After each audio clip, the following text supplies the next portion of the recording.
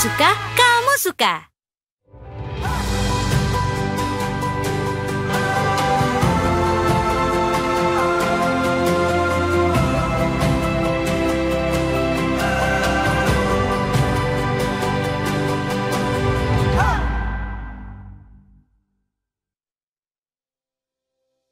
Dalam Pilkada DKI tampaknya Jokowi tidak bermain dua kaki. Pilihannya sudah tertancap pada Cagup Jakarta nomor urut 01 Ridwan Kamil. Menurut Jokowi, RK punya rekam jejak baik untuk memimpin Jakarta selama 5 tahun ke depan. Sebelumnya sejumlah pihak menilai jika Jokowi akan memihak kepada Pramono Anung. Hal ini muncul ketika Pramono yang saat itu masih menjadi Seskap meminta izin kepada Jokowi untuk bertarung di Pilkada Jakarta. Dukungan Jokowi kepada RK muncul di saat posisi pasangan nomor urut 011 ini mulai terancam. Dalam survei terbaru, angka elektabilitas paslon nomor urut 03, Pramono Rano sudah mulai meninggalkan RK. Lalu seberapa besar efek endorsement Jokowi? Benarkah tuahnya masih sakti seperti masa Pilpres lalu? Ikuti diskusinya dalam editorial review bersama redaktur pelaksana Detik News. Beralih ke Jawa Tengah, Detik Sore akan mengulas peristiwa yang terjadi di Demaan, Jepara. Warga bernama Sunardi membangun jembatan sendiri karena akses ke jalan raya ditutup tetangganya. Usai aksinya viral di media sosial, akses yang semula ditutup tetangganya itu kembali dibuka. Bagaimana kisahnya?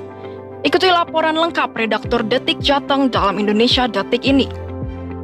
Sementara itu, untuk menutup hari ini, Detik Sore akan menghadirkan Chief Digital Officer Investasiku, Firman Marihot. Seperti biasa, dalam Sunset Talk, ia akan memaparkan beberapa informasi terkait ilmu investasi. Mengambil topik Pay You First, saksikan pembahasannya jelang matahari terbenam nanti. Setelah ini, mari kita simak pergerakan pasar saham jelang penutupan IHSG sore ini. Lalu mari kita sambut host kita, Eduardo Simorangkir dan Eiza Mbakfira. Detik Sore nggak cuma hore-hore.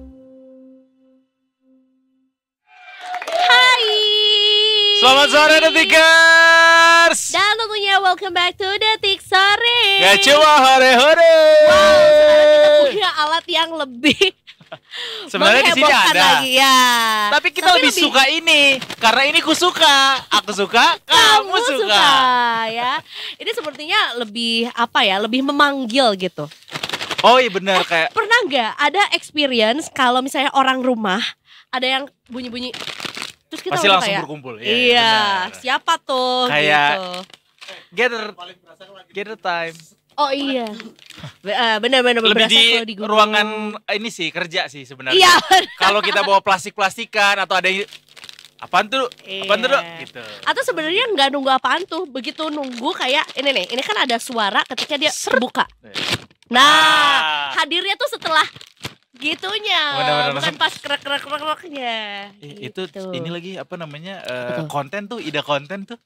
Iya kan? Benar-benar, iya kan, ya benar-benar. Anyway, karena udah terlanjur kebuka, Dan gue juga ikut kebuka.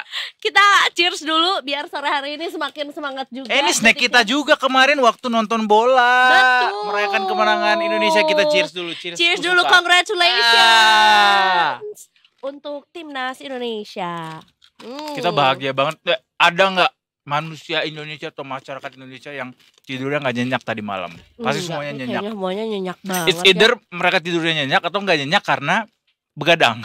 Karena saking euforianya ngerayain kemenangan kita pertama kalinya dalam kualifikasi Piala Dunia ronde ketiga. Betul, dan akhirnya juga membuat poin kita di klasemen ini langsung melejit ya. Aku bisa bilang lumayan melejit lah, karena sebetulnya kita ya seri 2 kali. Ya, tiga kali. 3 kali, kalah 2 kali, kemudian sekarang Kalahnya akhirnya sekali. kalahnya Cuman sekali. sama Jepang aja ya. kalahnya. Bener. Jangan manifest kalah lagi ya, Eiza. Iya benar-benar.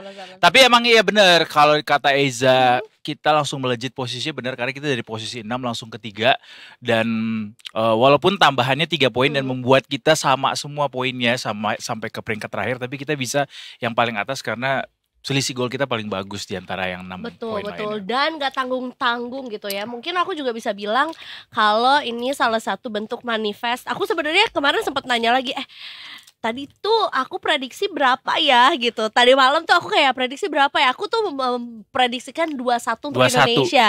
Dan bahkan gak dikasih nafas loh ya Saudi Arabia tadi malam. Iya, tanpa gol ya. Dan yang benar Bribda Eklesia. Bribda Eklesia 2-0. Nah, Jadi panjang nanti- juga nih. Jadi memang benar kalau kemarin tuh kita cukup euforia dan kalau gue lihat juga postingan-postingan di media sosial tuh Ya. makin apa ya, udah banyak lagi orang-orang yang komentar, nge-like foto timnas segala macam. Kemarin waktu sempat kalah tuh sempat turun tone-nya sebenarnya. Dan sebenarnya ya, ini I don't know if it's weird or whatever. Sebenarnya aku tuh ke Sintayong ya, I mean siapa yang nggak adore sama dia. Tapi aku tuh kalau melihat Sintayong itu kayak berharga banget senyumnya. Karena jarang, Iya. karena jarang kan. Jadi once dia ada senyum, ekspresi, that's- that must be special ya. spesial banget. Dan itu melihat Sintayong itu tersenyum abis gitu cheering gitu yang kayak yeay gitu. Tadi malam tuh jadi kayak oh my god, aku melihat senyum mahalnya Sintayong yang Iya. tidak jaim. Iya. Mungkin juga karena posisinya sebagai seorang pelatih ya. Jadi kan tidak boleh memperlihatkan kalau Jaim.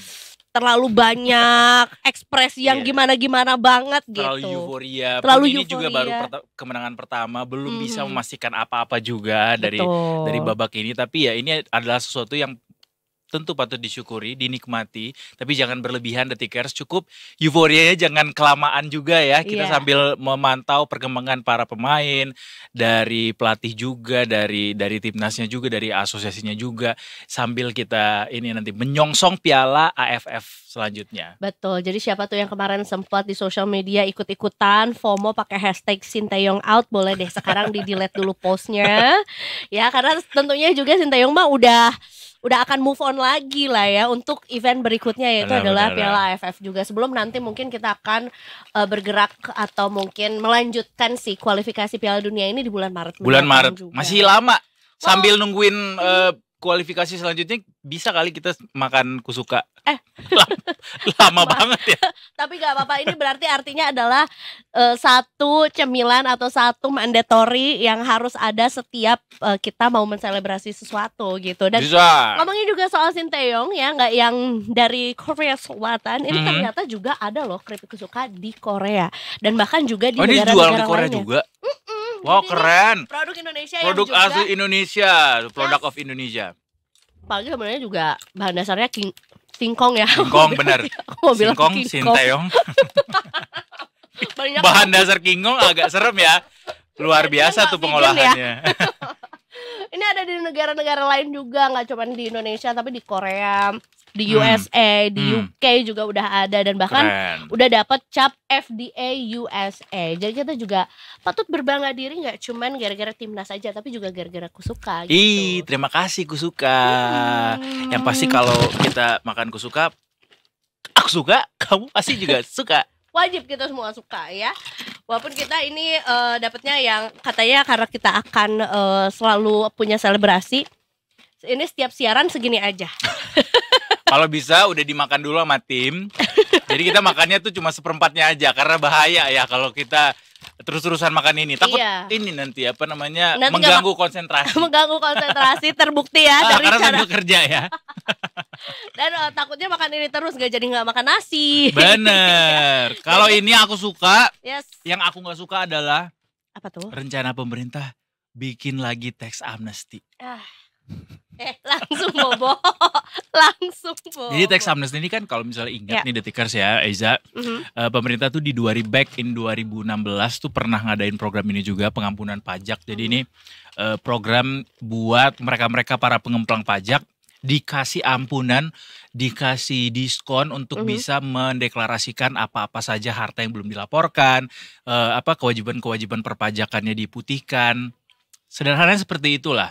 Untuk lebih detailnya nanti kita kulik lagi. Tapi yang pasti tax amnesty ini waktu di 2016 itu disebutkan sama pemerintah, sama Menteri Keuangan kalau ini cuma sekali aja. Makanya kalian semua harus ikut untuk yang kita adakan sekarang ini katanya gitu. Ternyata kembali lagi diadakan waktu itu kalau nggak salah di 2021 apa 22 ya. Correct me if I'm wrong, waktu itu nama tax amnesty-nya jadinya program pengampunan pajak sukarela PPS kalau nggak salah. Oh, Nah itu harus jadi ada jilid kata 2. sukarelanya Iya, ya. nggak mau biar- dibilang tax amnesty tapi Yes. diganti jadi pengampunan pajak sukarela. Kayak apa bedanya? Cuma ditranslate doang sebenarnya. Iya, iya, iya, Nah iya. gitu. Dan waktu yang kedua itu disebutkan nggak bakal mau dibikin lagi nih, makanya semua pada ikutan nih yang masih pada ngemplang pajak. Ternyata sekarang lagi digodok lagi nih untuk pengampunan pajak jilid 3. Ini masuk prolegnas juga katanya di 2025 dan sudah disetujui sama DPR. Di saat kita sedang wanti-wanti PPN akan naik 1% ke angka 12%, malah para pengemplang pajak disiapkan wadahnya untuk dapat pengampunan lagi.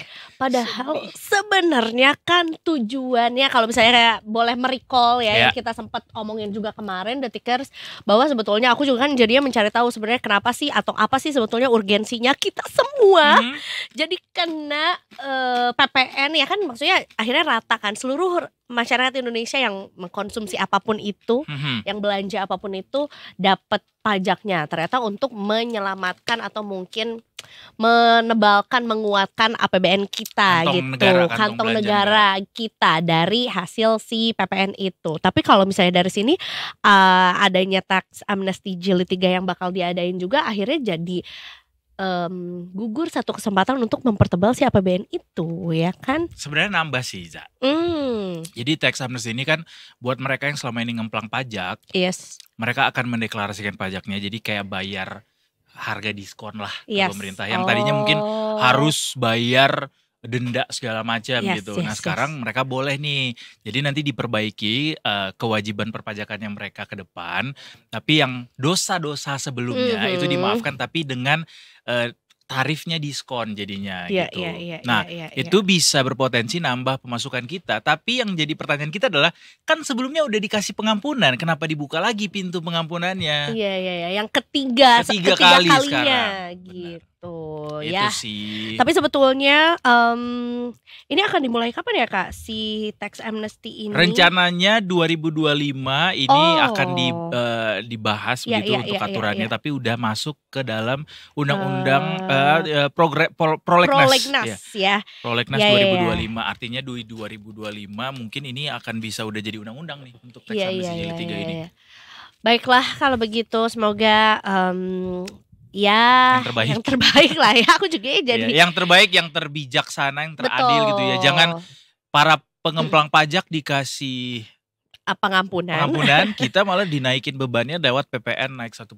Tapi mungkin juga ini bisa jadi warning juga ya untuk para pengemplang pajak, di mana mereka akhirnya harusnya notice bahwa ini sebetulnya adalah satu momentum yang paling tepat untuk akhirnya melaporkan Bisa. penghasilan perusahaannya gitulah ya, kurang Bisa. lebih, atau mungkin juga jadi Perusahaan atau lebih pribadi.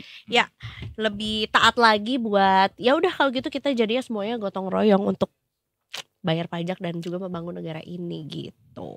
Ya Gitu, begitu. bener. Sambil kita menantikan. Udah tapi ya, Bribda Ecclesia ready? Oke. Bribda Ecclesia kita mau kasih selamat dan juga terima Kita kasih kasih. juga. Kita kasih reward deh kalau gitu ya. Datang ke sini tapi ya. Karena kemarin udah berhasil menebak skor dengan sangat presisi 2-0. Kayaknya kita memang harus ketemu sama Bribda Ecclesia lagi biar ngasih tahu bahwa sebetulnya Bribda Ecclesia ini cukup berbakat juga untuk memprediksikan skor Untuk timnas jadi gurita. juga. Kan prediksi gurita kan Prediksi biasanya Piala Dunia. Iya, tapi itu tahun kapan ya? Mungkin sekarang dia udah jadi cukai dako ya Kak. Iya benar. Bribda Ecclesia selamat sore. Selamat sore. Halo, selamat sore. Kita Selamat mau sore. mengucapkan selamat loh Bribda Ecclesia dari kemarin yang membuat prediksi skor timnas yang benar cuman Bribda Ecclesia doang loh. Luar 2-0 biasa. presisi. Terbaik. Luar biasa. Jadi menang berapa taruhannya kemarin? Nggak boleh dong. Enggak boleh dong ya. Enggak dong. Enggak Tapi dong tentunya ya. kemarin bertugas di sekitar GBK juga overall, karena mungkin ya bukan karena kita menang sih, tapi diharapkan juga traffic setiap adanya pertandingan lancar jaya ya tadi malam. Iya gimana cerita dong Bribda Ecclesia? Iya, betul sekali. Cerita gimana kemarin Tadi malam, padatnya traffic atau lalu lintas di sekitaran GBK?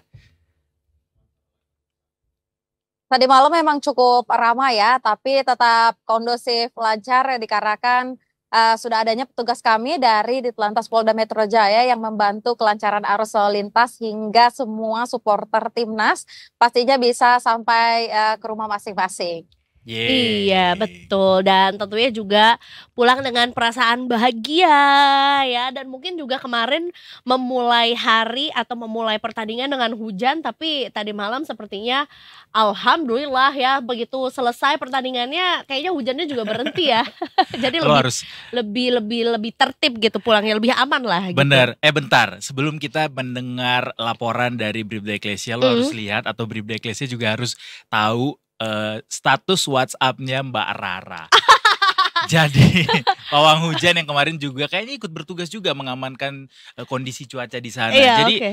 beliau bikin status di WhatsApp-nya soal menit per menit soal bagaimana menjaga cuaca, kayak nanti pas laga jam 7 cuaca cerah, amin, kita fokuskan doa dan manifestasi semoga sudi kiranya Tuhan mengabulkan, amin. Terus diupdate Oke. lagi 17.30 WIB cerah, kemudian nanti pas laga cuaca cerah, ternyata benar cuaca cerah kemarin pas Iya, pertandingan betul. ini, cuma ya 7:30 sempat hujan lagi Gerimis dikit kecil lah ya. katanya. Iya gitu, jadi kayak diupdate tuh menit per menit sama dia. Oh, live update juga. Kayaknya kita juga kalau selain juga punya aplikasi weather juga di handphone ya, kayak harus punya punya. nomornya Iya. Mbak Rara ya.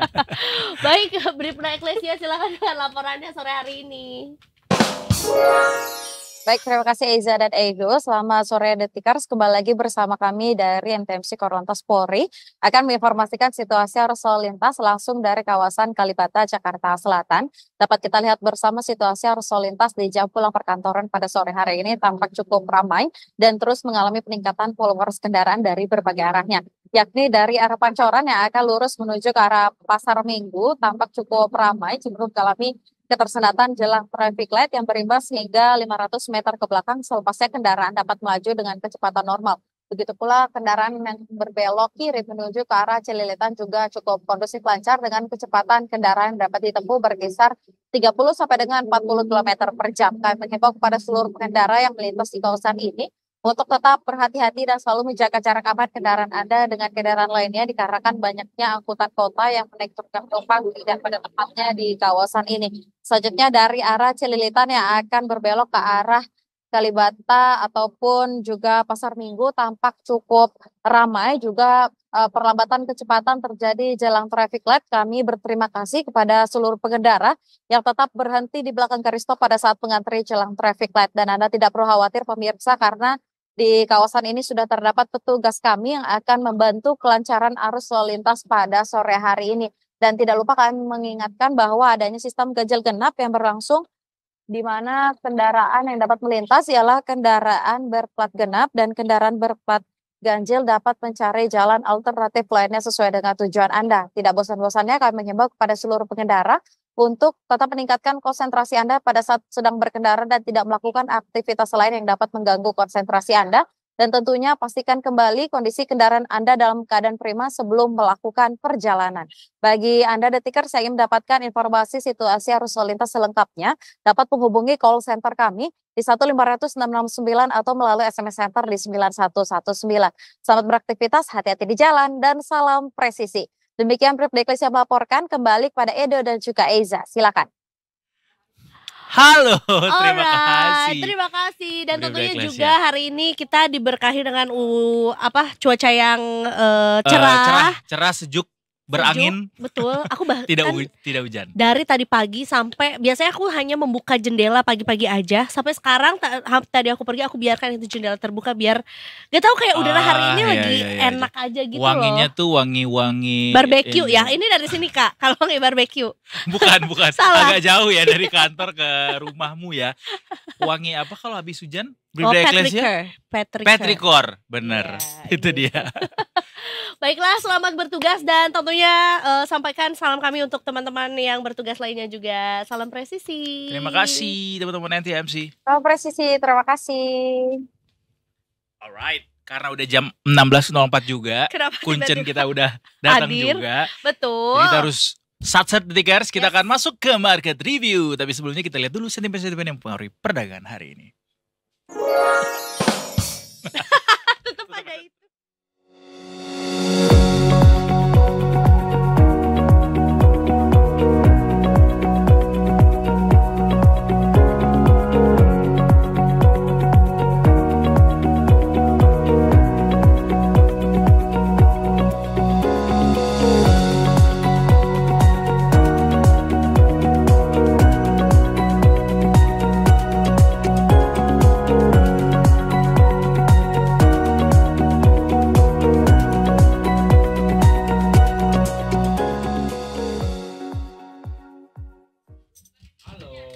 There you go. Welcome back to Detik Sore.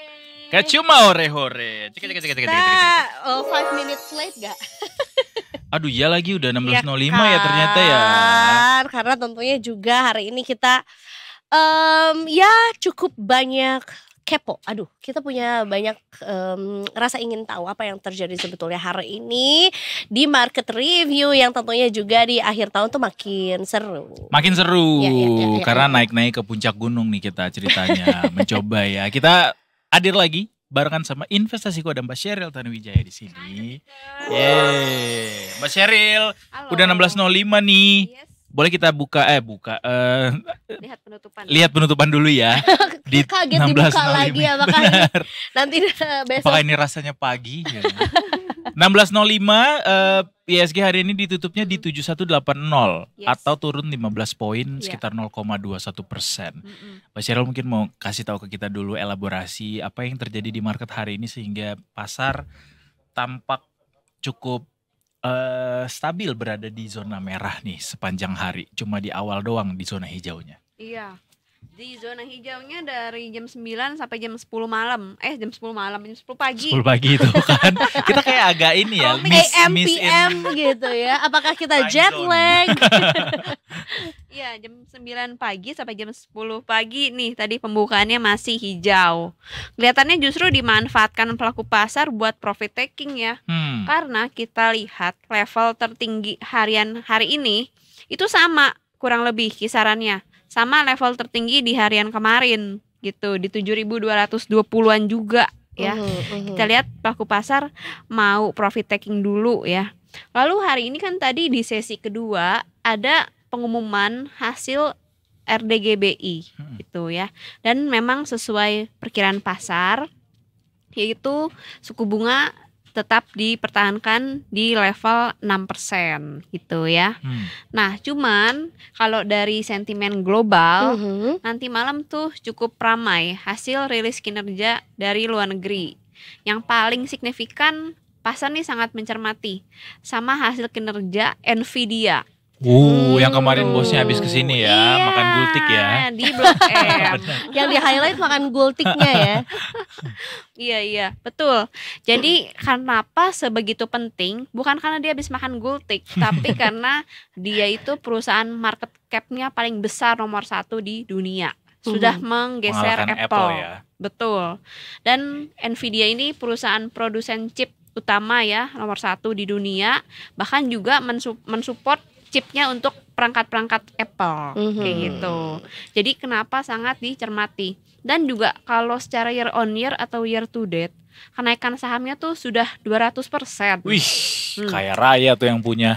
Iya. Yang punya ya. yang punya sahamnya. Yang punya sahamnya, yang sahamnya. ownernya kaya raya semua lah. Makanya pelaku pasar penasaran banget nih sama hasil kinerja kuartal ketiganya. Apakah bisa lebih nih dari 200% kinerjanya? Apa lanjut naik atau justru mengecewakan? Itu yang menjadi highlight pelaku pasar. Efeknya kayak apa itu ke Indonesia, rilis kinerja itu? Efeknya lebih ke aksi jual sih atau aksi beli dari investor. Kalau misalnya ternyata kinerjanya nggak sebaik yang diperkirakan atau di bawah estimasi atau proyeksi ke depannya pesimis. Nah, itu bisa membawa aksi jual dari investor. Lalu nanti malam juga selain dari Nvidia ini ada juga komentar dari pejabat The Fed, yaitu Gubernur The Fed Cook ya, Michael Cook ya namanya ya. Cook bukan masak tapi ya itu dia namanya. Bukan juga kapten Hook kali ya itu ya. Kena. Kira ada kapten namanya Cook. Iya, jadi Itu yang membuat pelaku pasar juga. Oh ya, ada lagi. Oh, apa lagi? Bowman. Kaget. Anggota FOMC dan si Cook sama si Bowman nanti akan ramai-ramai komentar nih. Cook and Bowman. Yes, betul. Jadi akan ramai. Cook and Bowman. Ramai sama komentar dari pejabat The Fed nanti malam. Oke. Market juga masih mencerna sebenarnya sama konferensi pers dari Gubernur Bank Indonesia kita tadi sore soal proyeksinya seperti apa nih untuk pemangkasan suku bunga berikutnya di tahun 2025. Sekarang kan ditahan. Kita lihat Desember ini tergantung The Fed lagi-lagi kayak gitu. Jadi marketnya lebih cenderung main aman dulu, wait and see dan profit taking kayak gitu. Jadi akan sering nih kita temui grafik kayak gini ya Mbak ya, kayak dikit-dikit dia akan lebih volatil kalau investor tuh lagi wait and see gitu. Kalau lagi wait and see gini kecenderungannya marketnya sepi jadinya. Kalau kita lihat tadi di sesi 1 aja hanya 4,5 triliun nilai transaksi. Itu cukup sepi. Dari nilai rata-rata transaksi harian kan 10. Sekarang udah closing berapa nih jadinya? Ini kurang lebih sekitar 8,6an nih ya. Nah, akhirnya closingnya hanya di bawah 10 triliun nilai transaksi. Rata-rata kan 10 ya. Jadi sepi gitu, marketnya wait and see. Atau udah pada masuk ke ini Christmas holiday belum ya? Belum.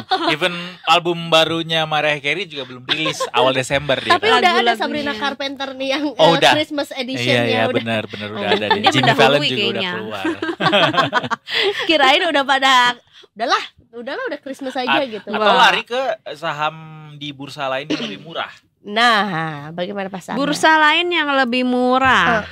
Wah, aku perlu cek ya secara lebih detail angka-angkanya berapa aja yang lebih murah. Tapi yang kita ingat sekilas yang lebih murah tuh Korea ya, Kospi ya. Kospi hari ini kita lihat sebentar. Kospi hari ini menguat 0,42%, tapi soal aliran dananya ke sana iya atau tidak kita perlu cek datanya ya. Tapi ini kan kinerja harian ya, nggak serta-merta valuasinya murah langsung dalam sehari keluar, nggak seperti itu. Biasanya investor tuh ada tenggak waktu beberapa pekan biasanya gitu. Lagi seru tuh mereka kirim-kiriman pesan seru dengan tetangganya. Kirim-kiriman freebies. Benar, freebies kalau lagi nonton konser ya. Iya, kirim-kiriman balon udara. Yang isinya wah. Dari tetangganya ya. Dari tetangganya. Mbak Sheryl, kalau misalnya lagi market situasinya kayak gini, kondisinya lagi kayak gini, wait and see dan segala macam. Untuk investor retail tuh dia harus kayak gimana pendekatan yang dilakukan untuk berinvestasi di pasar modal? Apakah tunda dulu atau apa yang sektor apa yang aman untuk masih bisa dikoleksi? Apa yang bisa diketahui oleh The Tickers? Oke. Tapi meskipun ya bursa kita konsolidasi, tapi kan bukan berarti tidak ada transaksi. Kalau kita cermati transaksi ini yang ramai di sektor perbankan alias sektor keuangan itu tetap selalu menjadi primadona favorit investor. Kayak kemarin Mas Afif tuh katanya dia dia habis borong saham perbankan katanya. Perbankan karena borong nggak tuh dia bilang. Borong. Mana yang gede-gede lagi, yang per itunya gede-gede. Iya benar, yang harganya mahal. Terus dia bilang gini Mbak, dikit-dikit kok cuma 10 lot doang. 10 lot banyak. 10 lot BC berapa tuh? 10 lot kali 100 lembar. Berarti 1000 lembar saham. 1000 lembar saham. Wih, sultan berarti. Sultan. Karena memang kan dikit banyak mahal murah itu relatif ya. Iya, betul. Mungkin ini merayakan kemenangan Indonesia juga ya. Bisa jadi. Sebenarnya apa tuh? Curiga Susan. Sebenarnya itu juga yang jadi pertanyaan kita. Kemarin euforia kemenangan Indonesia apakah terrefleksi juga ke pasar saham gitu? Orang-orang jadi kayak karena senang aku beli aku belanja atau gitu. Mungkin juga kan banyak tuh let's say brand-brand atau ya let's say yang brand-brand berhubungan yang berhubungan dengan timnas kemarin gitu. Oke, nah kita lihat justru enggak berpengaruh. Justru transaksinya hari ini sepi. Secara nilai IHSG-nya juga melemah 0,21% gitu. Dan mungkin karena Mas Afif tadi habis borong ya sektor keuangan, jadinya sektor keuangan hari ini ya lumayan lah kinerjanya, jadi runner up dari top gainer ya, menguat 0,34%. Iya, lagi cuan dia. Jadi benar-benar Mas Afif ini menerapkan ya prinsip koreksi adalah peluang. Koreksi adalah bukannya peluang. panik. Betul. Ini kan dari transaksi 8,6 T tuh 1 T-nya dia. Wow. Tapi T-nya tetot ya. Tetot ya. Oke. Kalau untuk besok kira-kira akan seperti apa Mbak Sheryl untuk perjalanan IHSG kita di hari Kamis ya, besok udah ya? Betul, udah masih hari Kamis. Oke. Kalau untuk besok kita lihat IHSG ada peluang penguatan. Semoga nanti malam komentar dari para pejabat The Fed nih positif gitu ya.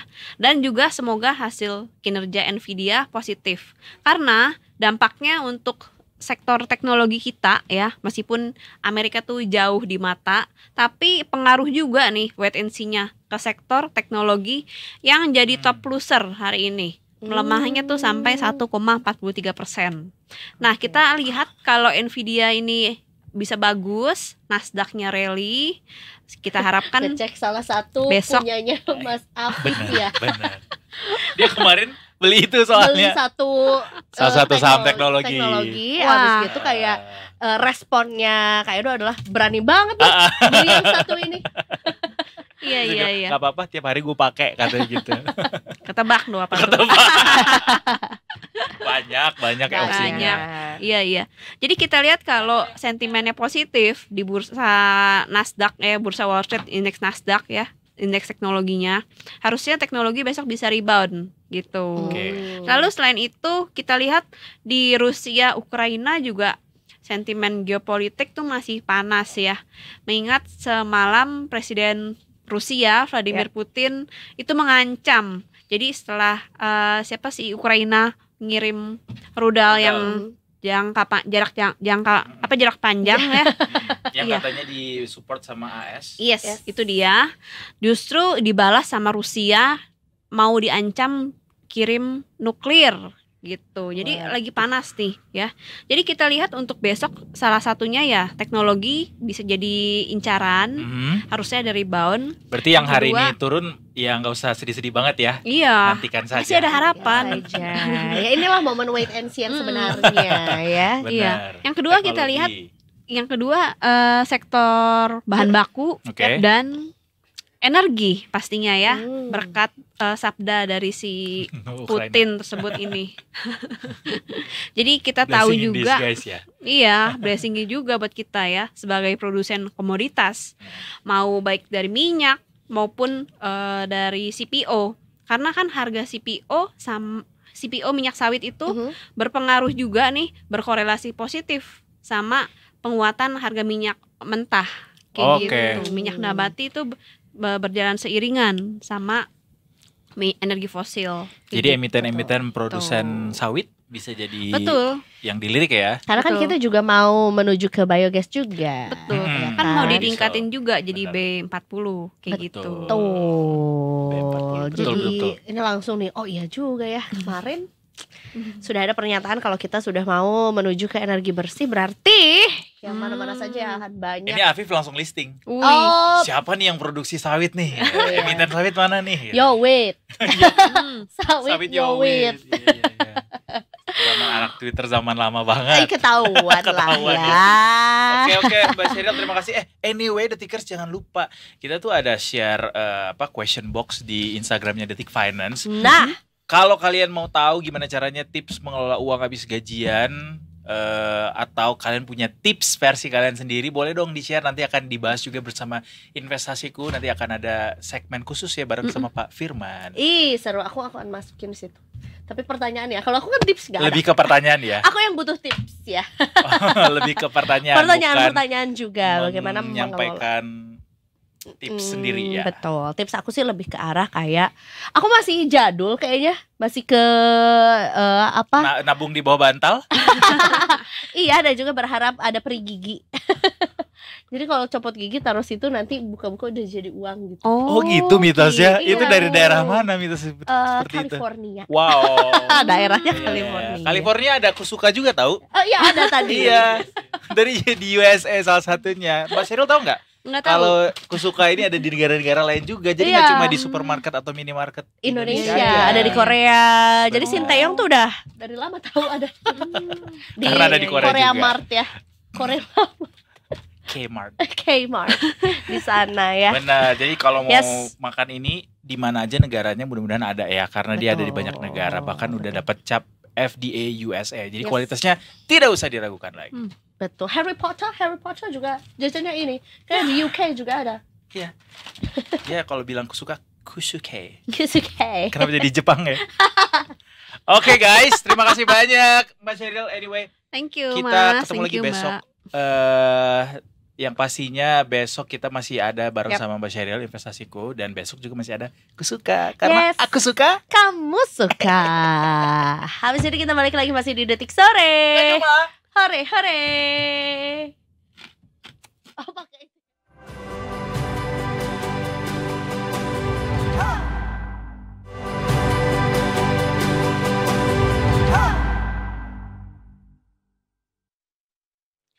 Selamat datang kembali di Detik Sore. Ya coba ore-ore.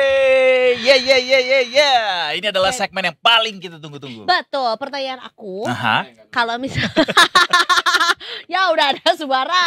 Ya. karena beliau capek menjawab pertanyaan-pertanyaan ajaib dari kita ya. Iya, gak apa-apa. Hari ini kita akan buat lebih ajaib lagi, lebih seru lagi. Lebih imajinatif lagi. Nah, karena ngomong-ngomong soal imajinatif juga, Kak Edo kalau misalnya boleh pilih, bisa di endorse sama satu produk atau sesuatu, Aha, lebih pilih di endorse apa? Maunya di endorse apa? Misalnya, yang sudah teruji dong. wow, produknya. misalnya yang sudah pernah, yang sering bersinggungan sebelumnya, atau yang disukai, nggak ada. Gak ada Yang produknya di disukai sini. sama masyarakat Indonesia atau yang gimana? Yang aku sukai, tapi sudah teruji produknya. Oh, Jadi kayak memang benar-benar kita juga udah rasain manfaatnya gitu. sabun, odol. Gue masih nyoba ini. Eiza akan bridging kemana nih jalurnya? Gimana? Terus. Enggak, kalau aku emang jalur imajinatif aja. Kalau aku sih, kalau aku bisa di endorse, aku akan memilih di endorse oleh sesuatu yang paling menguntungkan aku, ya Oh, kan. iyalah, Jadi pasti. kayak aku udah nggak perlu lagi.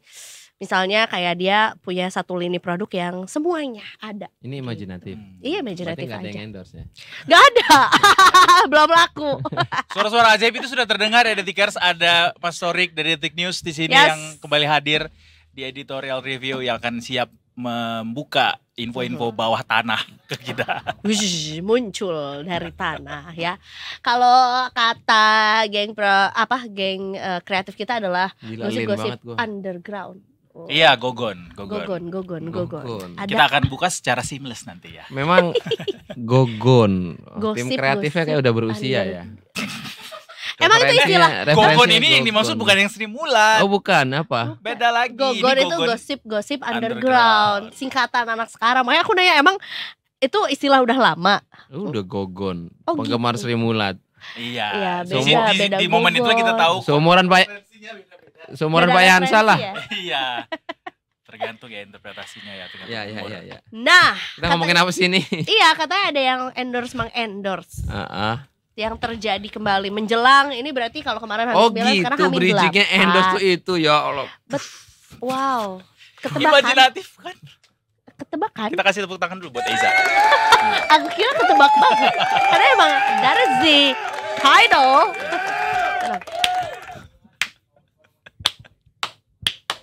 Dan gitu dong. Ya. Jadi ini kemarin kan kita lihat Pak Jokowi sangat sibuk ya setelah katanya menjadi manusia biasa kembali ke Solo. Ternyata sibuk menjadi manusia yang pergi kemana-mana Jadi endorser. bersama dengan para calon kepala daerah gitu. Oke.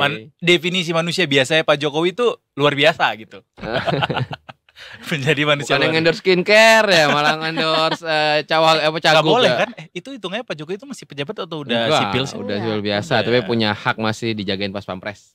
Oh ya, Hmm. tetap masih jaga. Sama dengan Pak SBY juga masih dijagain sampai sekarang ya. Iya, iya, Keluarga iya, inti iya, masih Pak Jokowi. Nah, sama gitu. anaknya dijagain pas pampres juga. Betul, Ya, Pak soalnya wapres. Kaisang ya. Nah, soalnya wapres. Oh, yang soalnya wapres ya. Iya, iya. Kaisang juga kan? Iya, Kaisang juga. Termasuk Kahiyang juga kan? Masih kayaknya ya. Iya. Iya, iya, iya. Gitu. iya. Cucu udah enggak tapi. Cucu enggak? Yang dari sisi pas pampres masih tapi. Oke, Mas Torik, langsung Siap. aja. Baik. Jadi kita tuh mau menguji kekuatan dari endorsementnya Pak Jokowi yang beberapa waktu terakhir terus-terusan nempel ke certain kepala daerah, calon Iya, kepala calon daerah. kepala daerah. Kita mau tanya, ini kan Hmm. Pak Jokowi juga secara tidak langsung juga kemarin mengendorse Pak Prabowo sebagai calon presiden dan Betul. berhasil Ya. gitu. Sekarang kita udah lihat Pak Prabowo Hasilnya sudah ya. dilantik gitu ya, udah dan Hmm. berhasil meraih suara terbanyak. Dengan untuk kepala daerah seberapa kuat Ya ini ujiannya. posisi Pak Jokowi saat ini? Ini ujiannya. Nanti Ini saya ujiannya. dilihat. Ini ya kalau kita kemarin lihat ya kita Ya. perjelas dulu bahwa Pak Jokowi mengendorse Cagup Jawa Tengah Pak Mhm. Ahmad Lutfi yang berpasangan dengan Taci Yassin dan juga Cagup Jakarta Hmm. Ridwan Ridwan Kamil Suswono. Hmm. Lucu juga ya Pak Jokowi yang endorse PKS. Asli. It's never happened before. Ya. Pernah ding Pak Jokowi pernah di endorse PKS tapi di Di-endorse. Pilwalkor Solo. Oh. Diusung, berarti hubungannya, Oh iya, iya, iya. Long time ago. Masih lah. Tapi Masih. kan seperti kata Mas Torik, politik itu sangat Betul. dinamis. Kepentingan, Iya. yang penting Atau kepentingan. mungkin juga kita harus lihat dulu siapa yang dulu baik sama kita. Gitu. Ya, Jadi bisa. mungkin sekarang waktunya untuk memberi ya giving back lah gitu kali ya. Bisa. Itu dari Eiza yang sangat positif ya. Ya betul, positive vibe. Terus paling nggak di dua itu yang kita lihat ya di Jawa Tengah dan di Jakarta Pak Oke. Jokowi turun langsung bicara vulgar untuk meminta diberi dukungan kepada dua calon itu. Nah ini sebenarnya jadi ujian buat kekuatan Pak Jokowi pasca dia sudah Pilpres. jadi manusia biasa kalau Hmm. istilahnya Edo. Apakah kekuatannya masih kekuatan influence masih sebesar itu? Tapi kita tahu kepuasan terhadap Pak Jokowi ini tinggi, masih di atas 75% lah kemarin. Survei terakhir itu. Survei terakhir lengser sebelum beliau lengser itu masih di 75%, itu angka tinggi sekali apalagi kalau dibandingkan dengan era terakhirnya Pak SBY yang hanya 40-an%. Oh Oke. wow. Nah, ini tapi kita lihat nih seberapa banyak sisanya. Karena kalau katanya dari beberapa politisi sebenarnya sekarang tuh endorsernya Pak Prabowo lebih berpengaruh dibanding tokoh lain. Maksudnya Pak Prabowo lebih berpengaruh daripada Ya. tokoh manapun termasuk Pak Jokowi. Iya, dari kata Siapa yang bilang? Pengamat. ada enggak tim apa namanya salah satu tim yang berlaga di pilkada juga Oke. yang menyatakan bahwa ada salah satu cagup yang kemarin sempat mempunyai momen bersama Pak Prabowo itu naik. Oh setelah ada Ah. video tersebut muncul ke masyarakat juga ya. Saya nggak bilang yang itu tapi salah satu cagup pokoknya. Silakan masyarakat yang Tapi menilai. setelah dia tampil bersama Pak Jokowi malah turun.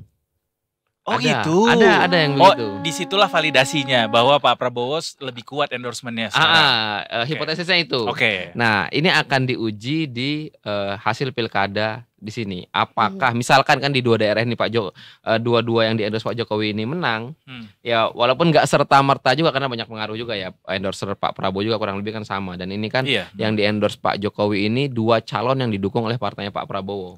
Nah, tapi paling nggak itu jadi masih bisa dikatakan hegemoni Pak Jokowi terhadap pemilih terutama di Pulau Jawa itu masih. Nah, tapi pertaruhannya kalau dua-duanya kalah, ini bisa dibilang Pak Jokowi nyaris habis. Bisa dibilang loh, apalagi kekuatannya yang di-endorse kalah kok. Dua-duanya misalkan gitu kan. Iya, iya, iya. Buat apa lagi ke Sumber misalnya kita, ke Oke. Sumber Solo. Nah, itu pertaruhan juga buat Pak Jokowi. Memang kalau dia sudah terjun begini, beliaunya juga harus habis-habisan agar calon dukung menang. Pertaruhan citra politiknya, pertaruhan reputasi politiknya di sini. Tapi kalau misalnya salah satu yang Jakarta kalah, yang Jateng menang ya masih oke. Berarti Pak Jokowi Oke. kuat di Jateng masih. Tapi di Jakarta udah enggak. Bisa dinilai begitu juga. Yang dilihat Detik News sejauh ini Pak Jokowi sudah cukup habis-habisan kah dari pergerakan-pergerakan Pak Jokowi sejauh ini? Di Jawa Tengah sudah ikut kampanye ke beberapa daerah, ke Blora, Grobogan dan lain-lain. Banyumas di wilayah-wilayah kalau yang kita bandingkan data survei itu memang di situ Pak Lutfi tidak terlalu bagus suara dibanding daerah lain. Nah, Pak Jokowi turun di sana. Nanti kalau ada kayaknya sih nggak mungkin ada survei lagi ya, tinggal segini ya waktunya ya. Kalaupun ada kemungkinan tertutup ataupun kalau terbuka pun ya itu biasa sih jarang sih. Nah itu akan kita lihat hasilnya gimana di tanggal 27 November nanti. Kalau ternyata itu hasilnya menang, berarti Pak Jokowi masih kuat di Jawa Tengah. Kalau di Jakarta kan belum banyak ya kayaknya. Sudah beberapa kali ke Jakarta tapi belum ikut keliling RK atau baru hadir publik tuh baru kemarin juga. Bisa kita lihat juga tapi bisa kita nilai juga. Tapi yang paling menarik tuh yang bukan paling menarik sih, salah satu yang paling menarik buat gua in my humble opinion yang buat yang Jakarta, karena pertarungannya adalah Pak Jokowi versus Pak Anies gitu. Pak Anies nge-endorse pasangan nomor 3, Pak Jokowi nomor 1 ya, 1. Ini mesti nggak mesti sih, kayaknya juga jadi pertarungan krusial buat Pak Jokowi gitu. Take personal kan sih jadinya. Lu pengen ngomong gitu kan. Bahkan sebenarnya juga gengsinya gitu ya. Dan sebetulnya kemarin juga sempat ada isu adanya anak Abah dan Ahokers bersatu untuk mendukung satu paslon yang itu sama. Dia.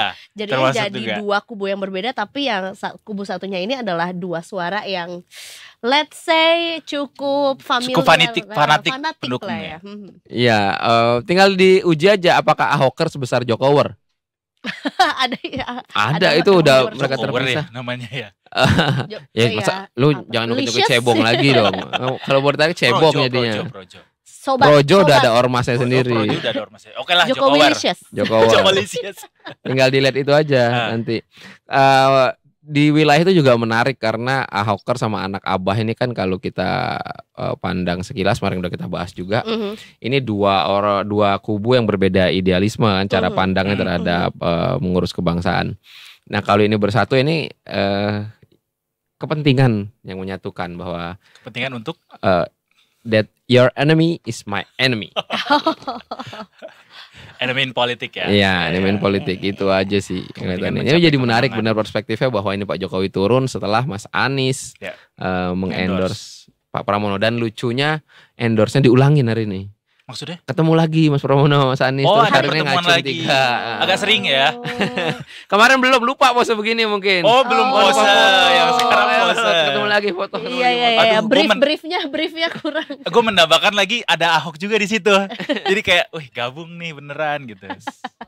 Kan Ahok juga PDIP kan. Maksudnya sangat mungkin mereka berdua bisa ada dalam satu momen yang sama mendukung pasangan nomor 1 ini gitu. Kalau Pak Ahok sama Pak Anies susah sih kayaknya. In a same moment susah itu. Sibuk. Gue positif aja. Bagus. Ya betul, bagus. Harus ada penengahnya. Betul. Soalnya kalau pendapat gue Pak Ahoknya nggak mau sih. Oke. Tapi belum ada survei lagi yang keluar ya setelah. Belum. Sebenarnya setelah videonya Pak Prabowo yang mengendorse Ahmad Lutfi dan Pak Jokowi turun tuh belum ada survei lagi. Oh, baik. Harusnya itu kalaupun ada lagi itu survei terakhir tuh ya. Iya, harusnya survei terakhir. Tapi ada bocoran survei sebenarnya bisa dicek. Ini juga datanya kami sudah lihat. Kalau di Jawa Tengah, pengaruh Pak Jokowi dan Pak Prabowo secara masing-masing, secara individu ya, masing-masing mereka itu lebih besar daripada Bu Mega. Oh gitu. Berarti kemungkinan PDB akan lepas nih ya? Ya nggak tahu, tinggal tren mengolahnya gimana. Atau sebetulnya masih berlaku adanya ya kuatnya tuh tergantung di kandang mana gitu, atau mungkin daerah berpengaruh, gitu, berpengaruh. Jadi beberapa daerah tuh kayak Semarang itu kayak kuat di Andika. Oh, I see. Terus tapi kalau di Salatiga juga masih Pak Andika. Salatiga berarti benar 7 kalau soalnya 10. Terus Salatiga. Ya Allah. Daerah lain. Solo juga masih. Gue kira dia akan selalu serius, ternyata ada jokes aja bagus. Diselipin loh. Nah ini apa ya? Lainnya saya lupa sih, cuman beberapa wilayah itu memang gak rata sih. Nah kemarin itu kalau yang kami lihat Pak Jokowi turun di tempat-tempat yang Ahmad Lutfi tidak terlalu dominan suaranya. Oh gitu, yang selama ini jadi kandang banteng. Situlah bisa dibilang gitu. Betul. Tapi kalau misalnya ini lepas ke Ahmad Lutfi, berarti Jateng dilepas dong sama PDIP untuk pertama kali dalam waktu lepas. Iya lepas. Waktu itu dikuasai Bibit Waluyo itu mana dulu ya? Tapi cukup lama kan sudah. Sudah cukup lama juga. Tapi pernah kok, bukan berarti nggak pernah. Ya nggak. Seberapa krusial Jateng ini untuk dipertahankan oleh PDIP? Krusial banget lah kalau kondisi sekarang ya. Iya. Karena ya seperti yang. Karena ada juga kandang Bali, tapi kan Bali jumlahnya pemilih tidak terlalu besar dibandingkan yang di Jawa. Apalagi kalau di Jawa Timur juga kayaknya susah menang. Di Jawa Barat ya nggak usah berharap lah ya, sama Kang JJ dan Kang Ronald. Terlalu besar lawan-lawannya ya. Terus ya DKI ada optimismenya lah, masih ada optimisme. Peluangnya apalagi surveinya sekarang unggul. Kalau kita lihat malah di DKI ini Ridwan Kamil nahan agar 2 putaran aja kayaknya. Positioningnya sekarang sepertinya begitu ya, walaupun ada optimisme. Kalau kemarin katanya Pak Jokowi sudah hadir akan 1 putaran. Kalau lihat angka survei terbaru kayaknya enggak deh. Udah ada statement gitu dari mereka kayak kita usahakan 2 putaran. Maksudnya enggak ada. Kayak ada nada pesimisme bahwa 1 putaran itu akan sulit gitu. Tidak ada. Cuma analisis kami kayak gitu. Angkanya tuh angka apa ya? Trennya Pramono naik terus. Sampai sebelum Pak Jokowi turun kayak gini tuh trennya RK tuh cenderung stagnan bahkan turun. Jadi sebetulnya Jakarta tuh sekarang lagi terfokus sama 2. Kalau baca survei itu, kalau trennya lagi turun, kalau tidak ada kejadian luar biasa dia akan turun terus. Menurut gue lagi naik, akan naik terus. Menurut gue bukan karena si nomor 1 atau 3-nya yang naik atau turun, Mas. Lebih ke karena nomor 2 sekarang udah melejit elektabilitasnya. Tapi di endorse sama Kementerian Kegelapan. Ngikutin gak sih tapi? Ngikutin Twitternya gak? Ngikutin. Belum, lucu banget loh, lucu banget. Twitternya Kun atau Twitternya yang mana nih? Kun. Kun lebih lucu. Right now. Lucu banget. Sebenarnya cari aja. Jadi engage sama komunitas. Yes, dan lucu banget. Jadi misalkan gini. Pak Dharma Pangrekun nge-tweet, saya deg-degan tiap kali Pak Cawagup mau pantun. Kun tuh ngebales, saya deg-degan tiap Bapak mau bicara. Cari deh, lucu banget. Which is hal-hal yang kayak gitu tuh engage sama netizen. Kun tuh ada juga jawaban kayak gini. Saya tuh sebenarnya pengen milih nomor 2 tapi saya nggak serak sama Pak Dharma ini. Iya, dia emang orangnya begitu makanya coblos saya aja gitu. Lucu banget. Istilahnya anak zaman sekarang tuh atau trennya sekarang monster marketing. Monster marketing betul. Yang munculnya tuh emang tiba-tiba tapi benar-benar gebrakan. Jadi gak bisa dibilang juga ya sekarang Jakarta cuma berapa ya? Saya gak mantap malah nomor 2 sama 2 paslon aja ya. Berarti nomor 2 bisa dibilang ini gerilya bawah tanah. Underdog yang diremehkan tapi bisa jadi kuda hitam sebenarnya gitu. Atau sebetulnya ini underground yang sesungguhnya. We don't know how. Ya kan sebenarnya juga voters dengan usia millennials dan Gen Z itu kan terbanyak gitu. Diamnya di mana di sosmed? Salah satunya adalah di X yang inilah yang sebetulnya. X tapi angkanya kecil loh. Iya, itu jauh lebih kecil. Aja ya, Bubble dia tuh kecil lebih berisik. X tuh gitu. Oh, makanya dulu nama Twitternya Pak Anies Bubble ya. Yang itu anak abah. Anis ini apa namanya? All. Oke, tadi kita sampai mana ya? Sampai ngomongin nomor 2 emang. Pemetaan ya. Pemetaan apa pemetaan? Elektabilitas. Antar ya sekarang jadinya 3 paslon ya. Paslon 2 jadi kita. Tapi maksudnya akan bukan absolut, semakin dekat bahwa ini akan jadi 2 putaran karena suaranya makin banyak terpecah. Kalau kami prediksinya sih begitu sepertinya. Dengan sebenarnya laju Pramono Rano tuh trennya bagus dan ditambah ada dukungan Mas Anies Baswedan, lalu isu bersatunya anak Abah dan Ahoker dimana itu kekuatan besar di pemilih Jakarta. Tapi kemunculan Pak Jokowi ini nggak bisa diremehkan juga. Bagaimanapun ini presiden sejauh ini ya dengan tingkat persepsi kepuasan tertinggi sejauh ini.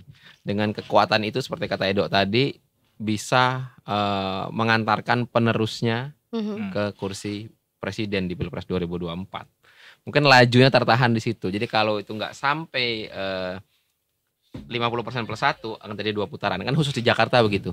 Khusus di Jakarta pemenangnya harus 50% plus 1. Kalau di daerah lain berapapun hasilnya selama dia paling tinggi dia menang. Kayaknya kalau di Jakarta kayaknya akan 2 putaran. Mas, tapi kalau praktik di endorse sama presiden ini baru sekarang atau dulu juga sering gak sih? Kayak kalau dulu kan kita taunya ya calon itu bergerak sendiri mengunggulkan apa yang dia program-program yang dia punya atau gitu. diusung habis-habisan oleh si partainya aja. Iya. Enggak, ini baru, ini tren baru ya? di pendekatan politik baru ya. Pendekatan baru. Kalau untuk nasional ya, kalau di daerah sih kayaknya udah umum juga. Kalau ini pendekatan baru karena mungkin ya itu tadi belum ada seorang tokoh yang sekelas Presiden Jokowi itu yang tingkat kepuasan setinggi ini. Atau karena ini digunakan karena ini Pak Jokowi aja gitu. Kan kita juga tahu Bu Mega, Pak SBY juga pernah ikut kan dalam kampanye pilkada gitu. Kalau dalam status presiden saya nggak ada itu deh, ingetan deh. Setelah ya karena ini Pak Jokowi jadi rame karena masih hangat sih beliau yang masih menjabat. Dan itu tadi pengaruhnya dianggap besar karena tingkat kepuasannya itu tinggi. Kalau di survei di antara pemimpin dunia pun ini salah satu yang paling tinggi kok. Really? Kayaknya perbandingannya cuma sama PM India. Karena netizen Indonesia yang nge-vote mas. India juga kan banyak karena gede juga penduduknya. Gede juga. Pasti nomor 3 China kan. Tapi kalau ada survei di Korut, kalau ada survei di Korut pasti Korut paling tinggi. Oh gitu. Kim Jong Un. Karena dipelototin ya pas ngisi surveinya. Dipelototin pakai rudal. Tapi ini menarik emang ini tren baru pengaruhnya ya kita cek lah nanti sekuat apa Pak Jokowi. Kalau masih menang, nah ini kalau masih menang dan dianggap ini pengaruh besar Pak Jokowi, walaupun dari sisi Kim Plus ini adalah kemenangan karena itu sama kan yang didukung kan. Ya. Tapi juga perlu dinotis oleh pemerintah bahwa ada tokoh lain di luar pemerintahan yang kekuatannya lumayan. Maksudnya bisa jadi imbangan juga buat Pak Prabowo kalau misal Pak Jokowi misal kita ngomong-ngomong Pak Jokowi masuk partai atau membuat partai kan sangat potensi nih untuk jadi balancer nyebutnya balancer ya kubu baru bisa begitu. Kapan rencananya Pak Jokowi bikin partai baru? Nggak tahu. Kayak udah ada info deh. Belum ada. Waktu itu kan kemarin ada sempat Ormas Projo katanya mau jadi parpol, tapi nggak tahu sampai sekarang. Atau mungkin menunggu momentum aja. Golkar. Enggak jadi itu mah. Atau dari pembicaraan sebelumnya itu kayaknya nggak jadi. Atau menunggu momentum. Kayaknya kalau misalnya sekarang banget takutnya memberikan persepsi masyarakat yang kayak momen banget nih gitu. Kayak ngegas banget nih. Ngegas gitu. banget Santai nih dulu kali. Iya, kayak Bapak gak capek Pak. Gak pengen liburan dulu gitu ya kan. Oh gitu. iya lagi. Ya kan maksudnya dari nggak pengen ngajar dulu di kampus gitu. Biasanya kan iya. kalau mantan presiden ngajar. Bikin album. Oh iya bisa melukis, jadi. Betul. Main di festival. Kayaknya itu adalah opsi-opsi yang menyenangkan. Kata Pak Jokowi, Bu Mega langsung jadi ketum. Oh iya benar juga. Dia gak mau kalah ya. Ya ambitious gitu. Oke, rilis survei terbaru nanti akan kapan? Atau sudah terlalu mepet untuk mepet sih, tapi biasanya ada 1-2 sih. Tinggal minggu depan aja ya. Biasanya ada 1-2 untuk evaluasi iya, atau kita. untuk mempengaruhi. Pokoknya itu paling lambat tuh terakhir di sebelum hari tenang. Berarti kan coblosan 27, 26, 25, 24, 23 lah kalau menurut survei. Berarti 3 hari lagi. Weekend. Iya, nggak apa-apa. Another big weekend. Another sampai big nanti weekend tanggal for 27 juga. 27 itu libur nggak sih masih? Libur. Tunggu tanda tangannya Pak Prabowo. Tunggu Pak Prabowo pulang lalu ditekan jadi hari libur. Tapi hampir pasti libur lah. Oke, udah ada. Kalau enggak, ya. Enggak males nyoblos pasti. Kalau kata, saya juga tetap kerja. Padahal Indonesia kerja juga dong. Benar. Karena ada kepentingan di situ untuk bangsa. Yang libur yang lain Dok, bukan lu Dok. Iya, kita masih termasuk kok. Kapan kita punya liburnya? Gak apa-apa kalau hari libur artinya abis pada pulang nyoblos kan tetap dikasih tinta tuh. Momen-momen untuk hunting diskon-diskon. Karena biasanya begitu kan. Bener. Gak tau tapi itu biasanya kalau pilpres, kalau pilkada untuk mewujudkan ini target pertumbuhan ekonomi 5%. Betul, jadi kita banyak spendingnya, jajan. Ayo silakan brand-brand kalau misalnya mau kasih diskon untuk yang udah nyoblos. Betul. Itu bahan soalnya untuk dipakai lagi nanti ke konferensi-konferensi dunia bahwa Indonesia tuh bisa tahap mempertahankan 5%. Iya. Halo tim marketing gitu kan. Oke, terima kasih banyak Mas Sorik. Ya. Terima kasih. Tapi kita belum dapat informasi bawah tanahnya. Bisa selalu ada nih semuanya. Ada tapi ini di keep ya untuk biar lebih gong lagi. Karena kita nanti masih mempengaruhi pemilihan. Ya. Seberapa berpengaruh sih hasil survei itu buat masyarakat? Misalnya Iya. masih sangat ini ya matters ya. Apakah buat mungkin masyarakat. orang-orang tuh kayak orang-orang banyak milihnya ini Ada aku bandwagon juga deh. effect gitu. sih ya. Dalam psikologi ada bandwagon Oh. effect. Jadi orang cenderung mengarah ke yang menang. Jadi kayak misalkan kan ada juga tuh survei yang bikin survei sebelum Pilpres. Iya. Itu kan angka Pak Prabowo 50 sekian persen, 50% kecil ya. Iya. Setelah Pilpres di survei lagi, jauh lebih tinggi. Karena bias bandwagon effect tadi, bias kemenangan. Itu mempengaruhi psikologi masyarakat.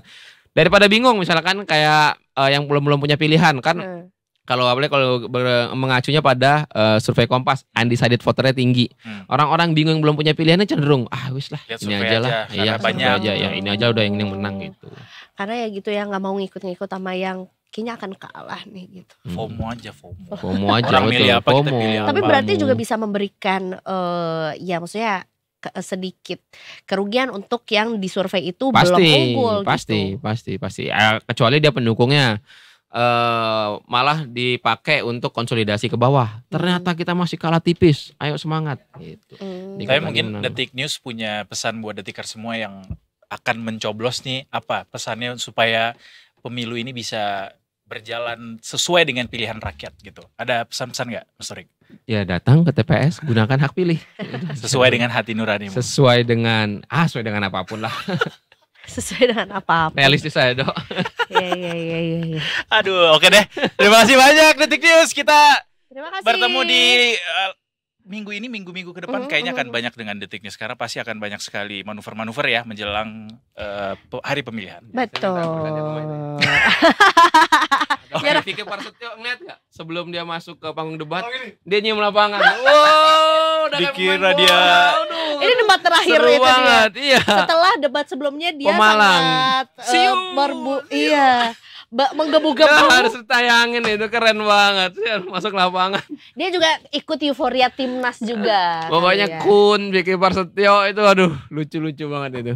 Mas, tapi pilkada kali ini tuh udah manifest kita dari proses politik yang terjadi Kita beberapa waktu capek ini. sih dalam setahun ini. Kayaknya serentak tuh perlu dievaluasi lagi karena kita capek secara psikis juga. Tapi calon-calon pemimpin kepala daerah juga lihat sendiri kan kayak di Instagramnya Detik juga bikin kan pilkada core gitu kayak kok bisa kita punya calon-calon yang lucu kayak gini gitu loh. Ya karena capek udah. Lucu. Capek ya? Sebenarnya kalau lucu in a good way, it's okay gitu. Kan kita juga ya nggak apa-apa. Emang kalau politik pejabat negara misalnya Ada yang humoris ya nggak apa-apa gitu. Tapi kalau misalnya lucunya ke arah yang Ada yang menyiapkan inovasi dari padi menjadi beras. wow, Banyak. that's new. Ada yang bilang kita harus menjaga sungai karena di sini banyak biota-biota laut. Sungai ada biota-biota laut. Itulah karena terlalu capek jarak pemilunya terlalu. Ya, oke lah. Kita juga capek Mas, makanya kita mau break dulu. Ya. Terima kasih Mas Torik sekali lagi. Detikers jangan kemana-mana. Abis ini masih ada segmen lainnya karena kita masih akan sampai jam 6 sore. Tetap bersama kami di Detik Sore. Gak cuma Hore-hore. hore-hore.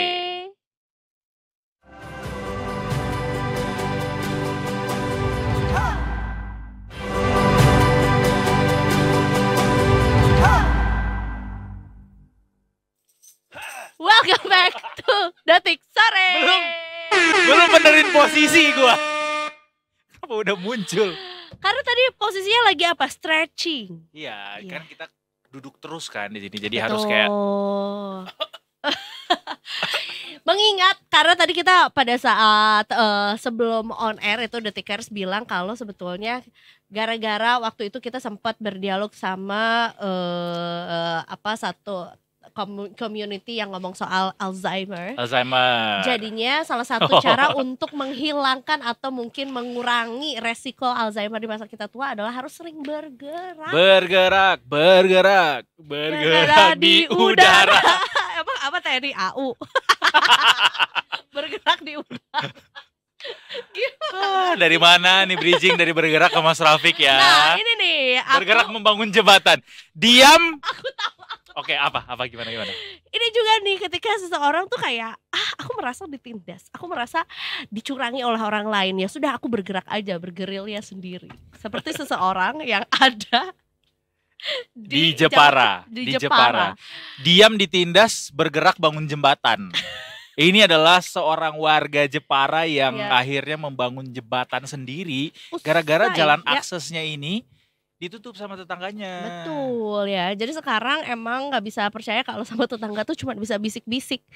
Ini saling menutup jalan, Gokil ya. ya bisa dibilang ini ada jadinya konflik lah ya, gitu. Dan nggak tanggung-tanggung jembatannya tuh aku kira kayak jembatan ya udah mungkin untuk akses menuju rumah. Enggak, Tapi ternyata. gue jujur suka kalau konflik yang kayak gini resolusinya.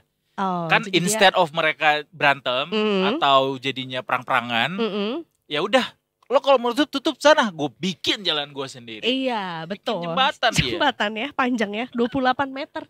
Panjang loh itu. Gede banget, Kak. Iya. 250 juta habisnya pakai kocek pribadi katanya. Betul. Nanti kita akan cari tahu Respect. sebetulnya konflik seperti apa yang terjadi sampai akhirnya kayak ya udahlah daripada ribut gitu kan ya. Kan biasanya kita suka gitu ya ngeghost. Oke, lo nggak mau? Gue bisa lakukan ini I gitu. can do it by myself. I can do it by myself. Kita akan ngobrol-ngobrol soal ini Detikers barengan sama Mas Ahmad Raufik. Siapa lagi dari Detik Jateng. Selamat sore Mas Raufik. Selamat sore Mas Edu, Mbak Eza. Maaf salah. Mas Raufik, musiknya. apakah Iya. Anda adalah salah satu warga Jepara yang ikut mengendorse pembangunan jembatan ini? Kok malah langsung gitu. Aku itu mau nagih oleh-olehnya dari keliling dunia itu loh Mas Edu. Wah, Oke, karena Mas Rafiq ini menurut kita juga satu berita yang unik gitu. Maksudnya kita juga pengen tahu sebetulnya konflik apa yang terjadi dan apa ya dialog apa yang terjadi atau obrolan apa yang terjadi sampai akhirnya salah satu dari atau mungkin yang sekarang mau kita beritakan adalah berani untuk membangun jembatan yang menurutku sih cukup lumayan ya, panjangnya 28 meter dan juga meroboh kocek yang cukup dalam juga. Boleh cerita mungkin tokoh utama atau Pak Sunardi ini apa yang awalnya terjadi atau konflik apa yang terjadi dengan tetangganya gitu? iya. Memang apa kata orang-orang kan pria itu nggak pernah bercerita tiba-tiba bikin jembatan kan seperti itu. Jadi ya memang ini semua berawal dari konflik lingkungan tetangga gitu, di mana untuk masuk ke rumah Pak Sunardi ini kan melewati atau mengakses pekarangan milik tetangganya gitu, Pak S namanya seperti itu. Nah kebetulan nggak tahu ini sebenarnya sudah ada trigger-trigger sebelumnya atau memang momen ini yang membuat Pak S menjadi kesal. Jadi keluarga Pak Sunardi ini kebetulan mengendarai sepeda motor dengan kencang gitu ketika melewati pekarangannya. Padahal Pak Sunardi, Pak S itu padahal punya cucu yang masih kecil yang membuat Pak S marah dan tiba-tiba menutup akses jalan ke rumah Pak Sunardi ini. Dia langsung bangun garasi mobil gitu. Sebenarnya sempat terjadi dimediasi oleh pihak RT, pihak kelurahan gitu. Sebenarnya Pak S ini akhirnya dia menutup aksesnya cuma 2 hari sebenarnya. Jadi setelah 2 hari kemudian dibongkar lagi dan ya Pak Sunardi ini boleh ngakses lagi, tapi ya mungkin udah terlanjur kesal atau ini mungkin masalah harga diri ya. Yoi. Masalah harga diri walaupun boleh lagi lewat situ, tapi dia Pak Sunardi ini pilih nggak lewat situ. Pertamanya sempat lewat, dia harus menggunakan rakit, jadi pakai ya semacam perahu kecil gitu dia untuk nyebrang sungai untuk langsung mengakses ke jalan yang lebih besar. Tapi itu hanya berlangsung beberapa hari, kemudian memutuskan untuk bikin jembatan gitu. Dan jembatannya juga nggak kaleng-kaleng ini. Benar. Jembatannya besinya kelihatan memang besi-besi yang cukup kokoh. Dasarnya juga dari plat berjas itu cukup tebel itu habisnya sampai 250 juta yang semuanya menggunakan duit pribadi Pak Sunardi ini. untuk membangunnya. Wah, ini Wisata demi juga sebuah bahkan harga ya. diri gitu. Betul, tinggal mungkin catnya dibikin warna-warni dikit atau mungkin dibikin warna merah jadi berasa kayak Golden Gate ya. Oh iya bener, kayak di California. Terus ada ini tulisannya I love Jepara. Wow. Harusnya diukir. Harusnya diukir. Jepara kan kita ukir. Oh iya, betul. Iya tambahin dong Mas Rofik ini bantuan dananya. Itu udah habis 250 juta Mas Rofik. Wow, I just knew bikin jembatan itu semahal itu Mahal ya. banget. Bahkan Iya, itu iya, iya. kayaknya ukuran yang murah deh 250 juta tuh karena kalau kayak kita tahu proyek-proyek jembatan yang dibangun sama pemerintah tuh pasti satuannya selalu miliar. Mau sekecil apapun betul. miliar biasanya. Karena ini sepertinya memang hanya untuk akses pejalan kaki dan sepeda motor, mengingat ukurannya cuma 1,5 meter ya lebarnya. Jadi kalau mobil memang tidak mungkin bisa masuk, sehingga kelihatan juga di tengah-tengah tidak ada fondasinya, tidak ada fondasi tengah. Jadi memang ya ini membuat mungkin pembuatan jembatannya memang lebih hemat. Versi budget hemat, ya. tapi memang tidak kuat banget lah ya. Kalau motor kuat lah, kalau mobil ya mungkin agak goyang-goyang karena bentangannya juga cukup panjang juga, 28 meter ya, tanpa fondasi tengah mungkin juga riskan kalau untuk beban yang cukup berat. Berat, bener. Okay. Malah yang jadi concern kita tuh kayak jangan, ini bangun sendiri ya Mas Rofik ya, bener ya? Jembatannya. Bangun sendiri, pribadi. Soal keamanannya. Betul. Apakah sebetulnya ini ada tanggapan juga mungkin dari otoritas terkait ya, iya, PU gitu. mungkin atau dinas terkait. Dari PU sendiri sudah menanggapi yang jelas memang jembatan ini tidak memiliki izin, tidak berizin. Seharusnya bangunan di sekitar sungai harus ada izin dari PU dan Balai Besar Wilayah Sungai tentunya, karena ini termasuk sungai yang cukup besar. Ini ternyata belum ada, dan sebenarnya juga PU sendiri saat ini juga sedang mempelajari keabsahan dari legalitas hunian yang ada di situ juga. Artinya apakah hunian ini sebenarnya hunian yang berizin, karena kalau melihat lokasinya itu berada di tempat dan sungai yang harusnya itu clear area, kan tidak boleh ada bangunan di situ. Apakah ini bangunan resmi atau enggak, legal atau enggak, ini juga sedang dicek dari PU setempat. Jadi merembes kemana-mana ya akhirnya. Betul, tapi biasanya kalau tanah yang legal gitu kan kayaknya hampir nggak mungkin tanah nggak punya akses jalan gitu. Kayaknya nggak mungkin. Aku punya pengalaman semacam pecah sertifikat waris gitu kan, pasti harus masing-masing punya akses jalan 2-3 meter paling nggak, biar kalau untuk misal pemadam kebakaran segala macam. Betul. Sudah ada standarnya gitu Mas Rofik ya, makanya betul. Kalau kita beli rumah tuh seperti itu. Harus ada jalan akses yang memadai sehingga itu bisa layak gitu, bahwa membuktikan legalitasnya juga pada akhirnya. Nah, tapi sebetulnya yang kita pengen tahu juga bahwa ini kan sebelumnya ada konflik juga nih antara Pak S dan tetangganya juga. Nah, sekarang juga sudah yang satu jalannya tetap ditutup, yang satu membuat jalan baru atau membuat jembatannya sendiri. Apakah memang sebetulnya di antara mereka tidak ada mediasi atau mungkin tidak ada obrolan yang akhirnya bertemu di tengah, sepakat, atau mungkin seperti apa prosesnya? Ego masing-masing aja jadi. Iya betul. Jadi setelah insiden yang terjadi Agustus itu kan, Agustus itu sudah ada mediasi, dan sebenarnya Pak S ini sudah membuka lagi aksesnya. Jadi dia membongkar penutupnya itu dan mempersilahkan Pak Sunardi ini untuk lewat lagi di situ, nggak apa-apa. Tapi ya itu tadi seperti yang saya bilang, mungkin udah karena harga dirinya terusik, ya udah dia memilih untuk membuat jembatan sendiri dan tidak melewati pekarangan milik tetangganya yang sebenarnya sudah mulai dibuka gitu. Sampai sekarang pun dibuka sebenarnya, aksesnya sudah dibuka lagi. Tapi ya udah mungkin terlanjur ini ya, kesal barangkali.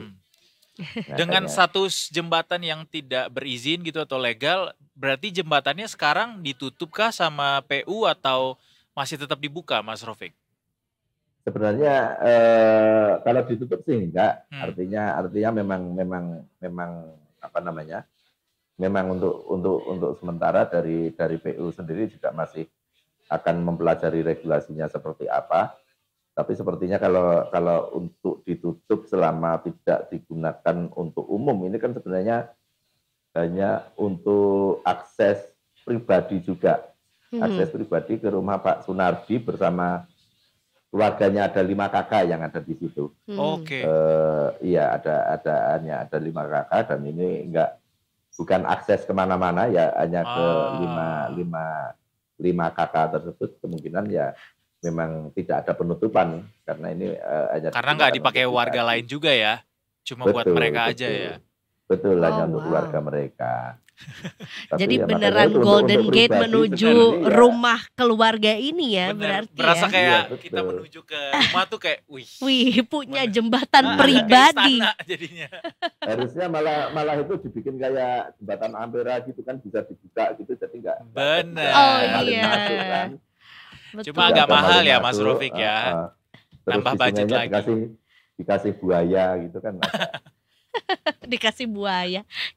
Aman, bebas maling gitu kan. Benar. Buayanya tapi harus dilatih dulu biar gigitnya tuh certain people gitu, nggak sampai salah orang ya. Ya kalau gitu buaya darat aja biar bisa pilih-pilih kalau WhatsApp. Jago pilih-pilih kalau buaya darat mah. Ya Mas Rofik mah paling hafal kalau buaya darat. Tapi kita tuh selalu ketemu sama berita-berita yang unik ya sama Mas Rofik ini ya, sering kali. Iya. Maksudnya menurutku ini sebuah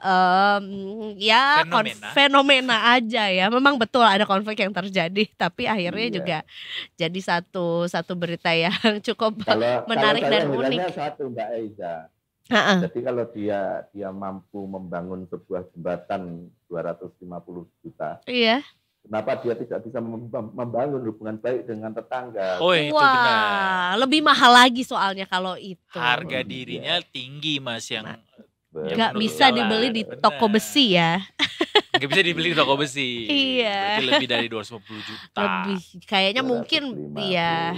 Tapi hubungan antara mereka berdua sekarang itu gimana Mas? Kayak nggak asik nggak sih tinggal di lingkungan yang saling. Iya, tapi akhirnya ya itu pasti juga sang pemilik jembatan itu ya Pak Sunardi ini jadinya tidak melalui lagi ya halaman atau pekarangan rumah tetangganya. Jadi memilih tetap jadi tetangga kan? Iya gitu. Ngeri aja tuh kayak Korut sama Korsel.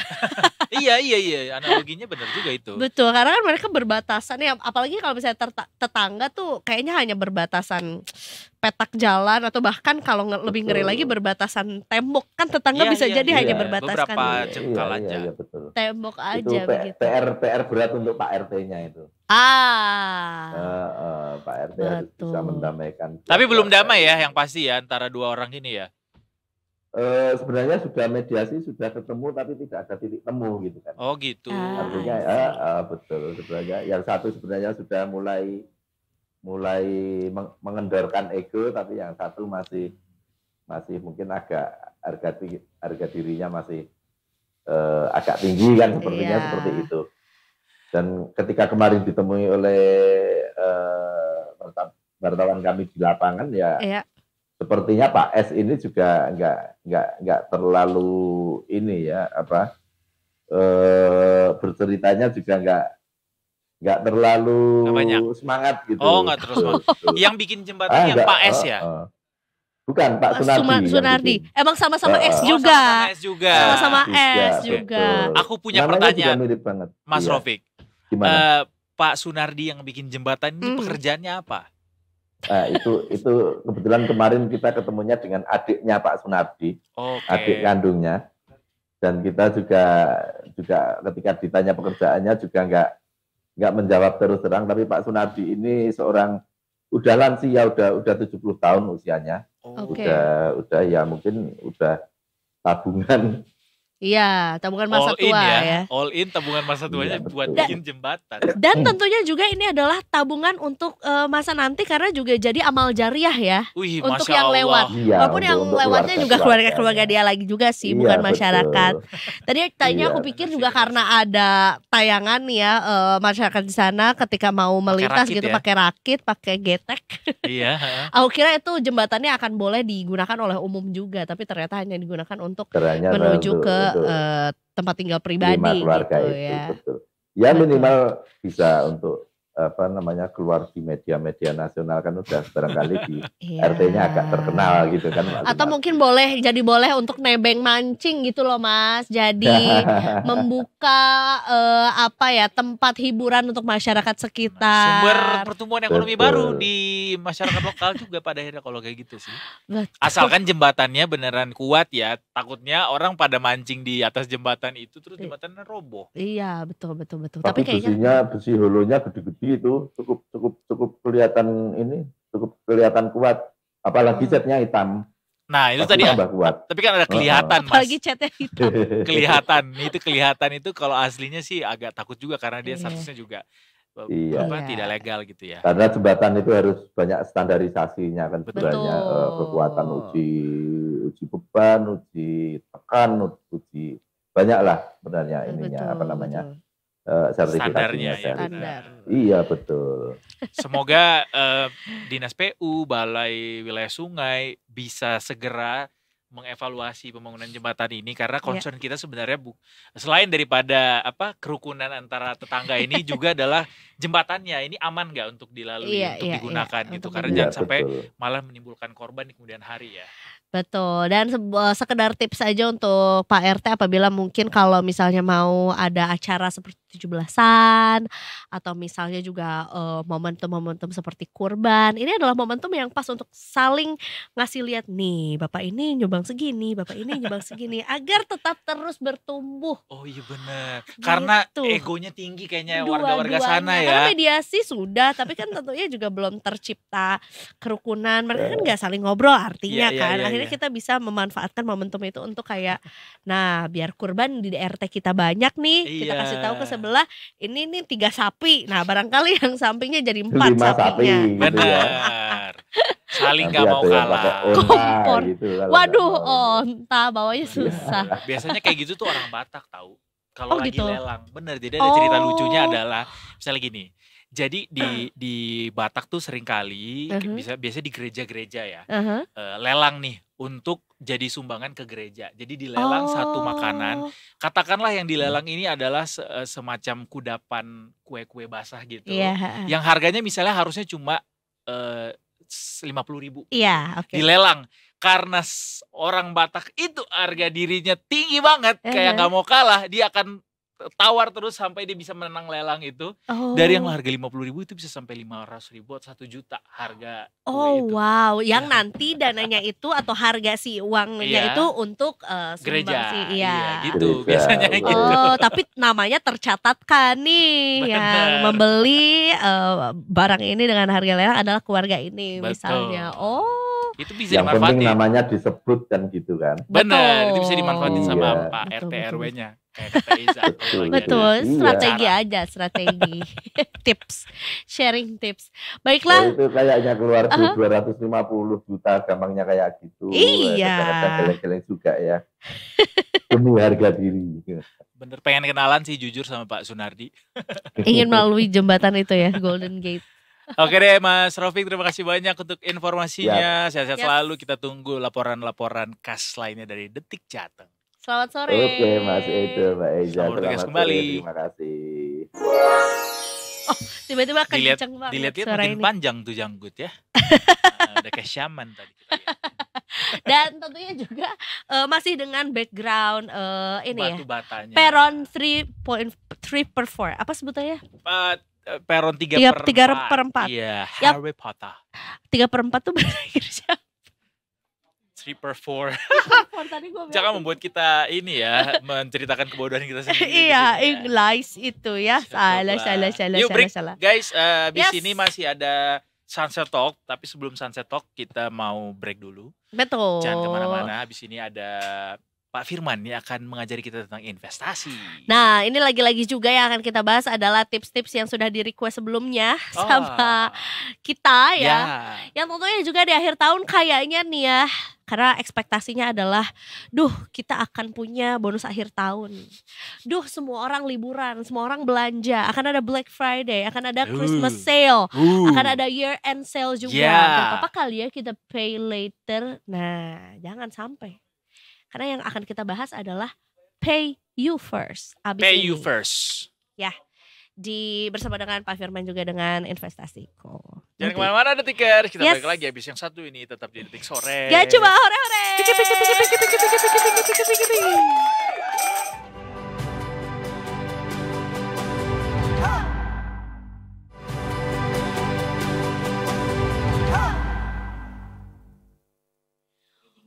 Welcome back to Detik Sore.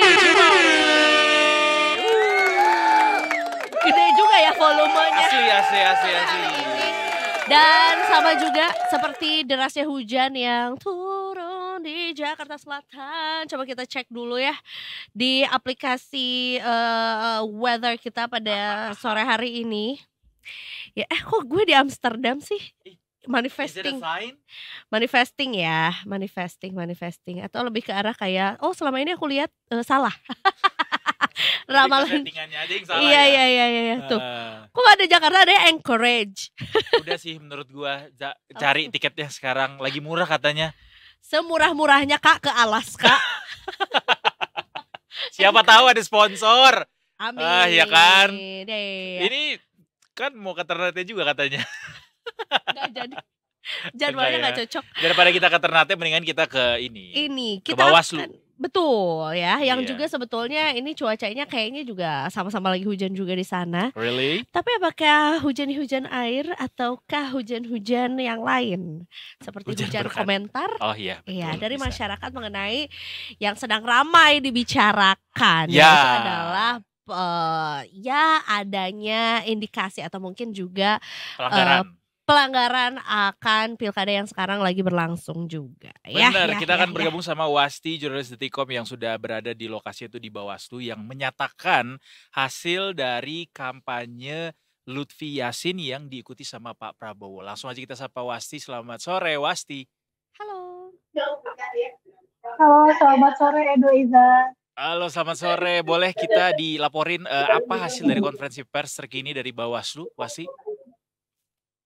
Ya, memang beberapa saat lalu baru saja berlangsung konferensi pers dari Badan Pengawas Pemilu atau Bawaslu, yang mana pada konferensi pers sore hari ini itu membahas terkait video yang diunggah oleh pasangan calon gubernur dan calon wakil gubernur dari Jawa Tengah, Lutfi Yassin, perihal sebuah video yang diunggah oleh Lutfi di akun Instagramnya berisi dukungan dari Presiden Republik Indonesia Prabowo Subianto yang mengajak masyarakat untuk mendukung pasangan Lutfi Yassin di Pilgub Jawa Tengah nanti, begitu. Dan pada sore hari ini itu dijelaskan oleh Bawaslu bahwa sebenarnya video yang diunggah dan apa yang dilakukan oleh Presiden Prabowo itu tidak melanggar aturan, karena memang Bawaslu menilai Prabowo melakukan kampanye tersebut dengan mengikuti sejumlah ketentuan yang ada, termasuk setelah melakukan penelitian dan juga pengkajian selama beberapa hari. Itu diperoleh fakta bahwa memang video yang diunggah oleh Ahmad Lutfi di akun Instagram itu direkam ketika hari Minggu, jadi itu bertepatan pada hari libur yang mana memang Presiden Prabowo itu tidak menggunakan cuti untuk melakukan kampanye karena memang bertepatan pada hari libur dan video tersebut juga pada hari libur, begitu.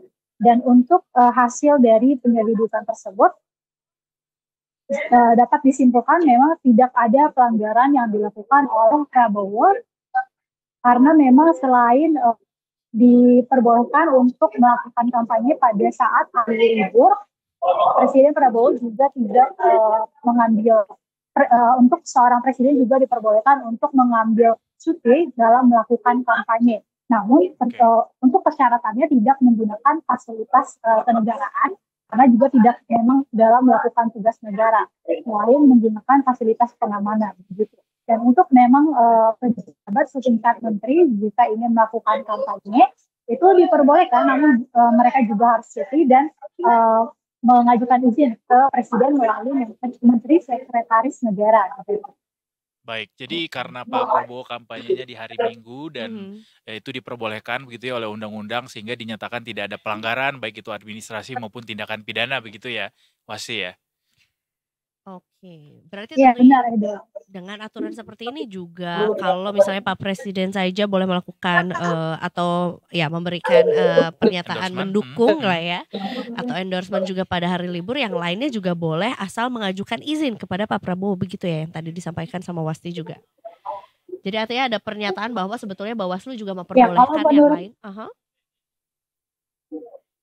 Kalau menurut peraturan di peraturan dari Mahkamah Konstitusi memang untuk pejabat setingkat menteri itu diperbolehkan mengambil cuti untuk melakukan kampanye, namun syaratnya mereka harus izin terlebih dahulu kepada presiden dan memang tidak menggunakan fasilitas kenegaraan karena untuk kampanye itu merupakan kegiatan di luar dari tidak merupakan tugas negara begitu. Jadi mereka tidak boleh menggunakan fasilitas negara selama mereka cuti untuk melakukan kampanye tersebut, dan izin tersebut juga harus disampaikan melalui Menteri Sekretaris Negara kepada Presiden. Baik, untuk kasus lainnya apakah ada yang disampaikan oleh Bawaslu atau cuman khusus case-nya Pak Prabowo aja, Wasti? Ya kalau untuk sore hari ini memang konferensi pers terkait video itu saja. Jadi secara keseluruhan ini adalah hasil dari pengkajian yang dilakukan oleh Bawaslu dalam 7 hari terakhir untuk menelusuri kebenaran dari video tersebut. Baik, terima kasih banyak Wasti atas laporannya. Kita nantikan laporan-laporan lainnya dari Wasti dan teman-teman. Terima kasih, selamat bertugas kembali. Thank you. Itu tadi dia kabar dari Bawaslu yang ternyata tidak hujan karena indoor. Betul, tidak kelihatan hujannya. Tidak ya. kelihatan maksudnya hujannya Iya, juga. iya. Karena kalau dilihat dari akunnya tetap mau. Tetap udah Aku ketemu. kabar cuaca. Udah. Katanya Hujan, kita memang ini di selatan Jakarta memang akan terus diguyur hujan sampai at least jam 19.00. Walaupun sebetulnya sampai nanti tengah malam akan terus berawan. Tapi aku yakin sih akan tetap hujan sih ya, walaupun mungkin tidak akan sepanjang malam juga. Begitu. Tapi Ya. tentunya mudah-mudahan kalau hari ini hujan, besoknya bisa jadi lebih cerah lah. Lebih gitu cerah. jadinya ya. Oke deh, Detikers, Begitu. sesaat lagi 50% chance of raining. 50% of raining. Jadi kalau mau ke pulang kantor mungkin kalau bawa payung bisa Iya. sediakan payung Yes. atau mantel atau tunggu hujannya reda dulu ya. Yes, Sesaat yes, lagi yes. kita akan bergabung sama teman kita satu lagi yang juga pakai baju warna biru juga. Jadi akan ada 3 orang yang menggunakan baju warna biru sesaat lagi Detikers. Kita akan belajar soal investasi. Yes, bersama dengan Pak Firman dari Investasiku, tentunya masih di Detik Sore. Nggak cuma reore.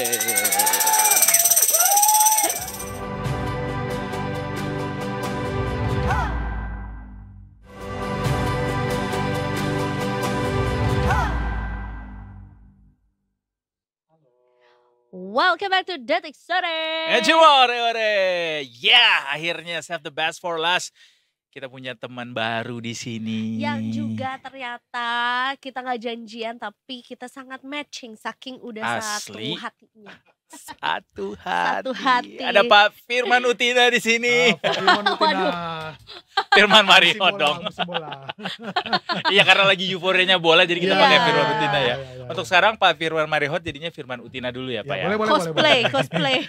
Asal Pak Firman Utina nggak marah ya. Ya, aman aja sama dia mah ya harusnya ya. Iya, Pak iya. Firman, welcome Iya. back to Detik Sore. Ya, makasih Mas Edo. Harusnya Pak Firman Makasih. yang bilang ke gua ya. Iya, long time no see. Long time no see. Oh, ya. Apa kabar Pak Firman? Baik, saya yang tanya Mas Edo, barusan Iya. pulang kan? Baru pulang dari diimpor lagi, balik lagi dari Iya. Azerbaijan ke sini. Iya nih. Katanya mau pingin terupdate lagi mengenai tips-tips keuangan yang tentunya harus tetap kita jaga, jangan sampai kendor, mentang-mentang akhir tahun, mentang-mentang wah hujan banyak berkah, saatnya kita untuk boros, enggak. Widih, banyak berkah, amin deh ya. Tapi benar Pak, ini ya kan, katanya hujan berkah, apa banjir ya? Berkah. Hujannya kan yang berkah. Ya benar. Pay you first tadi. Nah, apakah bayar ini pay you first-nya dia berarti bayar dirinya dulu. Pikirin kamu dulu gitu ya. Iya. Baru pay other first atau pay other later. Pay other later.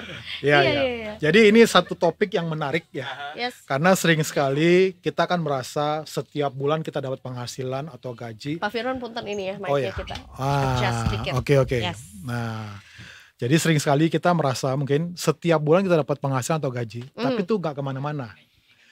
Lalu ada rasanya kita udah kepingin nih untuk nabung atau investasi, tapi itu hanya keinginan doang. Ya, nah dan ada banyak alasan kita bilang bahwa saya nggak bisa menabung. Nah sebenarnya ada satu hal yang kita mesti pelajari tentang satu konsep yang namanya pay you first. Nah ini adalah tentang bukan hanya sekedar cara kita menabung, tapi bagaimana ini adalah semacam membangun suatu kebiasaan yang menempatkan diri kita itu sebagai prioritas utama dalam pengelolaan keuangan. Artinya, jadi kita udah membayar kita terlebih dahulu, ya, sebelum kita membayar kebutuhan-kebutuhan yang lain.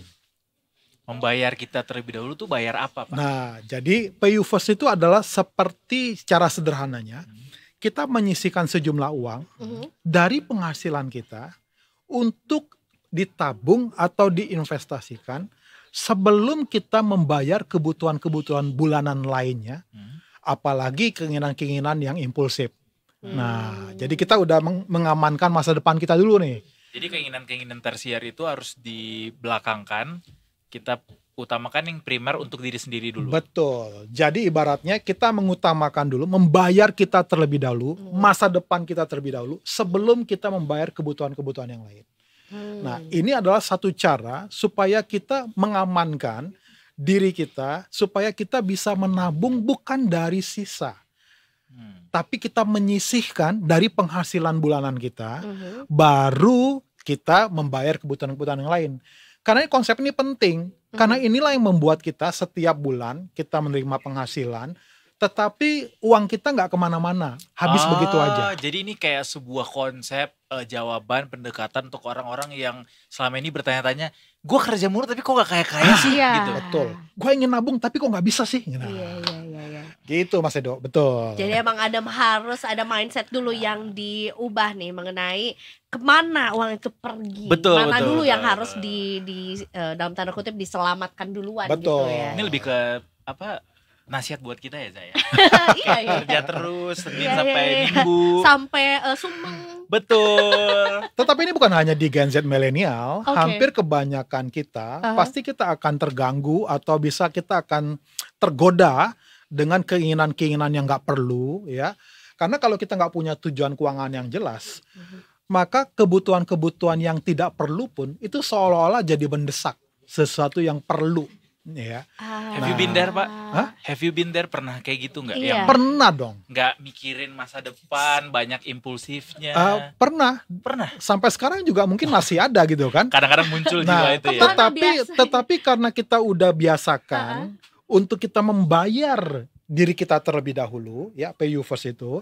Artinya apa? Saya harus menyiapkan masa depan saya dengan cara saya menyisihkan dari penghasilan saya, terlebih dahulu saya harus bayar itu sebelum saya bayar kebutuhan-kebutuhan yang lain. Nah, saya punya keinginan, boleh nggak? Boleh, asalkan kita udah bayar terlebih dahulu nih diri kita untuk yang kita investasikan untuk masa depan kita.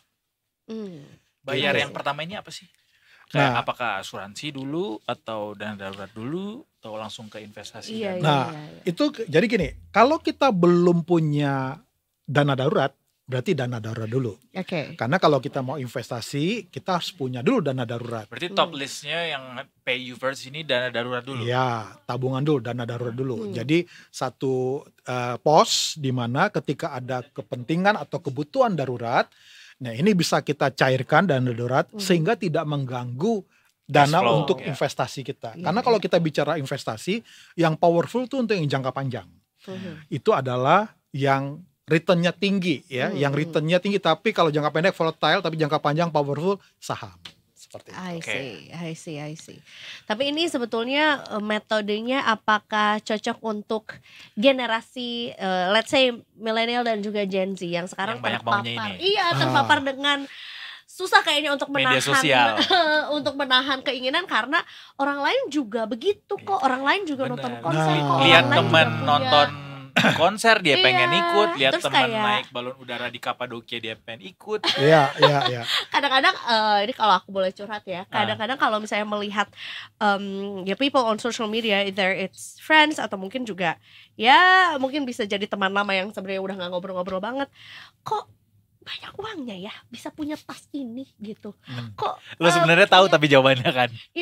Ya jadinya menduga-duga apakah sebetulnya memang tabungan dia sudah jauh lebih aman dari waktu yang lebih lama, ataukah mungkin dia punya source of income yang jauh lebih banyak daripada aku gitu, atau apa sebetulnya gitu.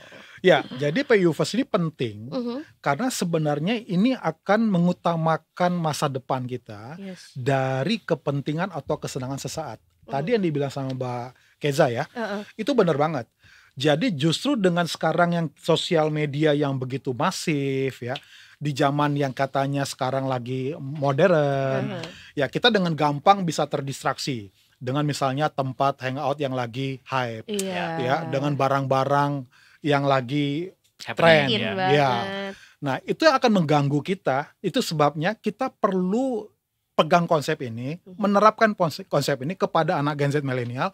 Karena dengan pay you first ini, itu akan mengutamakan masa depan kita terlebih dahulu, terlepas daripada godaan-godaan terkait yang tadi. Nah yang kedua ini juga penting, karena godaan FOMO itu sekarang luar biasa. Aku ingin menarik nafas dalam-dalam. Susah untuk tidak FOMO. Sesederhana pengen ngopi ya. Iya. Gitu tapi gak pengen punya labubu.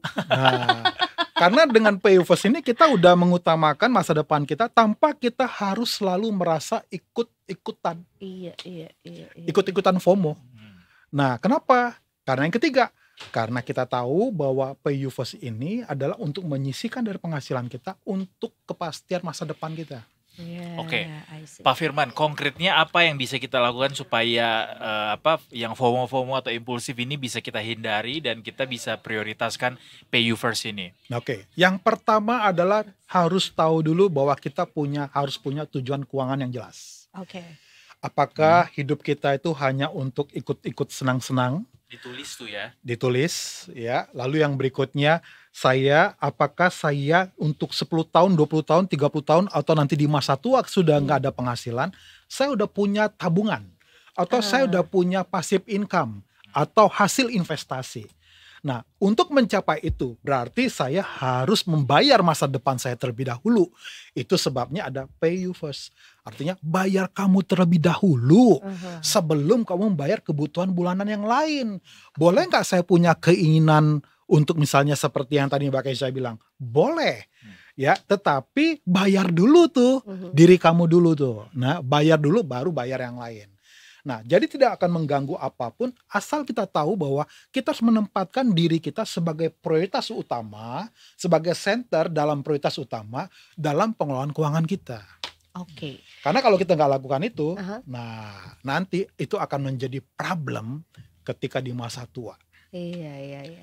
Nah berarti ideally atau mungkin menurut Pak Firman berapa banyak atau berapa persentasenya yang cocok untuk pay you first ini? Oke, nah itu besarannya tergantung ya. Nah jadi langkah praktisnya untuk kita bisa melakukan itu, yang pertama tentukan dulu berapa besar persentase yang saya harus sisihkan, bukan sisa ya, yang saya sisihkan dari penghasilan saya. Nah, untuk target yang saya punya. Betul. Kalau misalnya itu berat, besar, ya mulai dari yang kecil. Tapi konsisten. Misalnya dari dulu misalnya, wah ini kayaknya kalau 20%, 10% kegedean. Saya kebutuhan yang lain. Setidaknya harus ada, mulai dari 5% dulu kah. Nah, dan konsisten. Nah, lalu yang berikutnya, harus di rekening yang terpisah. Oh gitu. Iya, kalau sama pasti ada godaan untuk pikirannya duit banyak aja ya. Betul. Tapi ya loh, aku tuh nggak pernah punya uang di rekening utama itu lebih dari 1,5 juta.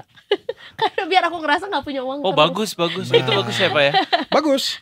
Ya, tetapi sekarang tuh ada rekening khusus sebenarnya, namanya rekening dana nasabah. Atau RDN. Dulu namanya RDI, rekening dana investor. Yang itu memang rekening itu susah untuk diambil karena kartu debitnya nggak ada. Lalu susah diakses. Karena kalau kita mau cairkan, itu kita mesti jual dulu kan saham kita atau obligasi kita atau reksadana kita. Susah nih artinya dia banyak tahapannya ya. Nah, nggak langsung gitu loh. Karena yang membedakan antara kebutuhan dan keinginan tuh, kalau misalnya kita bisa tunda, itu berarti keinginan. Kalau kita nggak bisa tunda, itu kebutuhan. Nah, jadi yang kedua, selain tadi tentukan persentasenya, yang kedua simpan atau buka rekening yang memang khusus, yang nggak ada kartu debitnya, yang susah diakses, supaya nggak gampang kita cairkan. Ya, kalau bisa bikin paspor lagi, passwordnya tuh yang sesusah mungkin, yang kayak kita harus ngelihat, harus dulu, rubik dulu. Baru boleh cair. Nah, sekarang untuk membuka rekening dana nasabah itu nggak susah. Pakai aplikasi bisa. Nah, di investasiku bisa di bawah 1 hari, 1 kali 24 jam terbentuk. Langsung jadi. Langsung one click away. Tapi tentunya tetap bisa diawasi dong. Untuk kalau aku tuh tipenya adalah memang kalau di rekening utama yang bisa aku akses atau aku gunakan itu nggak boleh banyak-banyak. Tapi kalau tabungan utama itu aku pengen lihat setiap hari. Pertambahan pertumbuhannya tuh aku pengen lihat. Somehow itu jadi kayak booster ya. Booster kayak selamat pagi, hari ini aku kaya. Hari ini aku udah punya uang berapa ya gitu. Hari ini aku kalau dilihat gitu kan tetap bisa diakses tiap hari gitu. Betul, tapi mungkin untuk bisa menahan lah, untuk bisa nyomot dari situ lebih sering lagi gitu. Nah, iya betul. Tapi banyak tahu yang belum punya RDN itu, dan mungkin banyak juga yang belum tahu Pak Firman. Kayak kemarin juga gue ngobrol-ngobrol sama teman gue, dia umurnya udah mau 40 gitu, terus pas bilang, lo investasi nggak sih?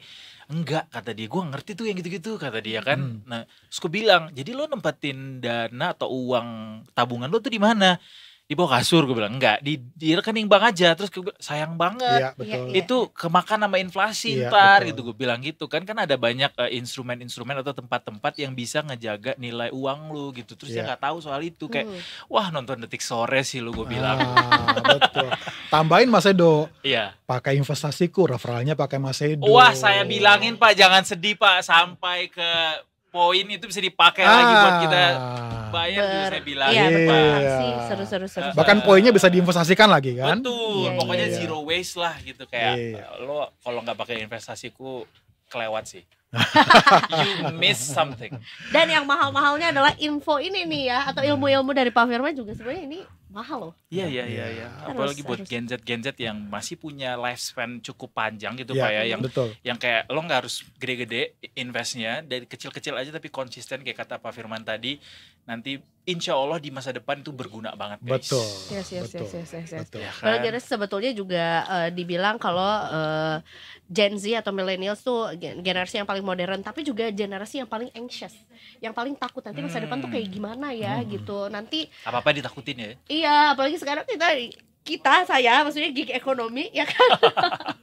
Yang artinya juga kan berarti siapa yang bisa menjamin masa depan kita ya kita sendiri gitu. Betul, yang artinya juga ya kalau misalnya udah tahu pekerjaannya sekarang mungkin lagi oke banget tapi juga nggak ada dana pensiun, ya berarti yang menciptakan dana pensiun ya kita lagi juga. Betul. Sabar gitu. Sama gue juga gitu ya. Kayak kita mumpuk yang kecil-kecil itu ya. Iya, kita mumpuk yang kecil-kecil, tapi kan kecil sekarang. Kita mau tanya sama Pak Firman sekarang. Ya. Pak Firman, dana JHT-nya udah berapa banyak? Kalau di kita kan jahatnya masih jahat. Jahat. Kita ngelihat nominalnya tuh kayak aduh gitu ya. Kurang bersyukur Anda ya gitu. Ya, makanya yang perlu dibangun itu kebiasaan. Ya, kebiasaan menabungnya. Ya, makanya tadi pay you first itu adalah membangun kebiasaan. Bukan hanya sekedar cara menabung. Nah, itu sebabnya kita juga harus menghargai prosesnya. Biasanya ketika kita punya keinginan untuk kita berinvestasi atau menabung, di tahap awal itu jalan.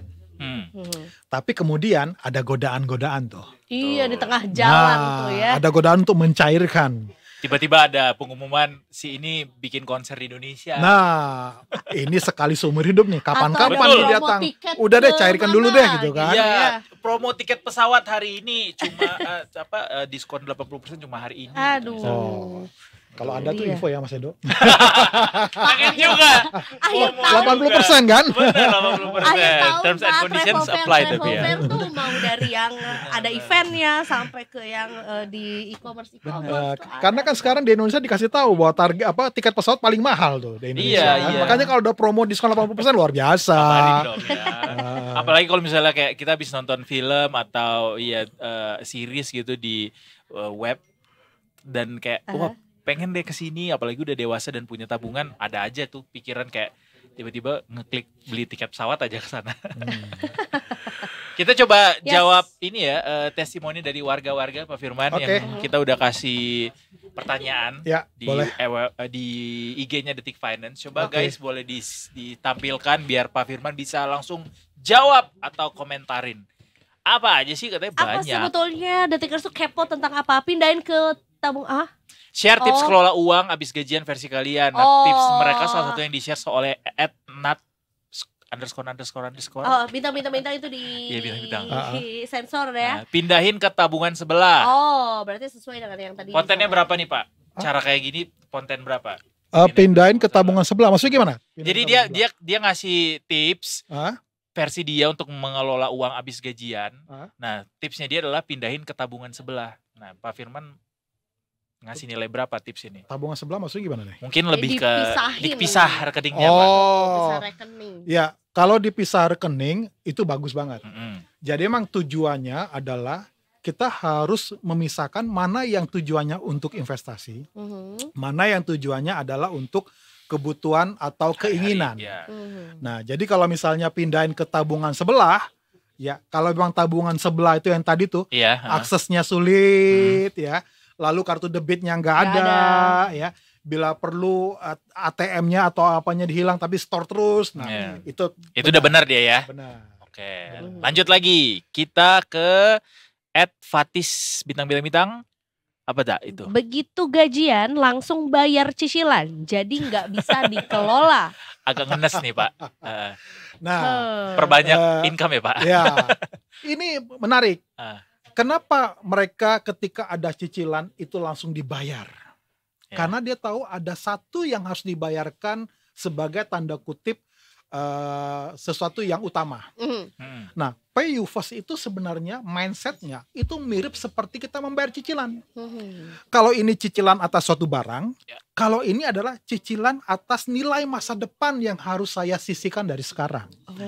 Nah, jadi begitu gajian langsung bayar bukan hanya cicilan atas kebutuhan barang yang kita sekarang punya, tapi juga kita harus belajar mencicil atas nilai masa depan kita yang kita harus siapkan untuk masa alias investasi.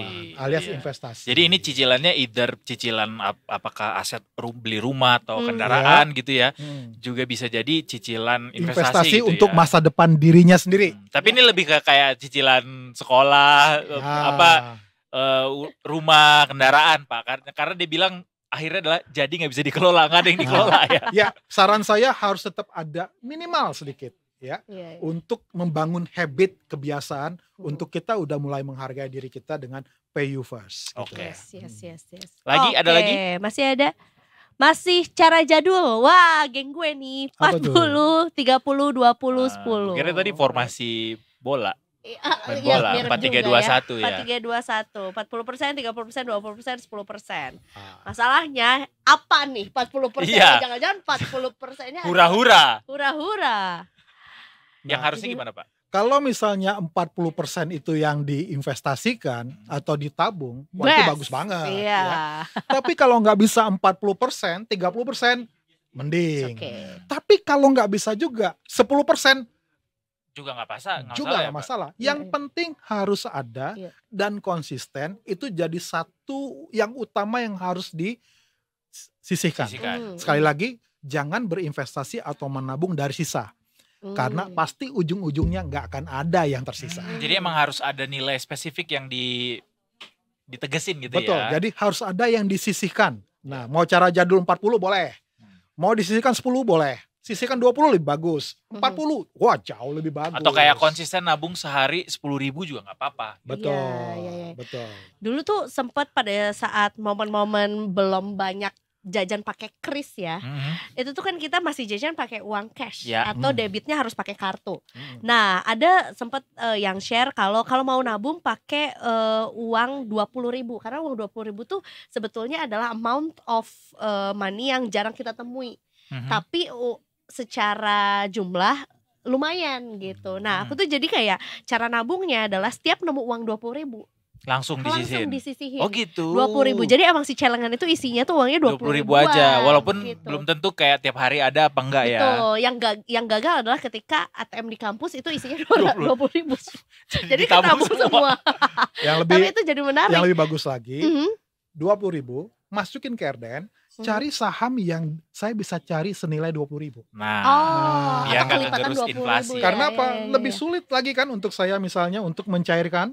Iya. Nah, tetapi ketika pertumbuhan daripada harga saham itu bagus, kan luar biasa daripada simpan di celeng. Oh, ini versi digitalnya, versi kininya. Iya. Versi kininya. Karena kalau lo nabung 20.000 cuma di celengan, itu duit lo lama-lama juga nggak aman nilainya, bisa jadi terus. Betul. Karena kan zaman itu 20.000 tuh. Masih ada nggak celengannya tapi?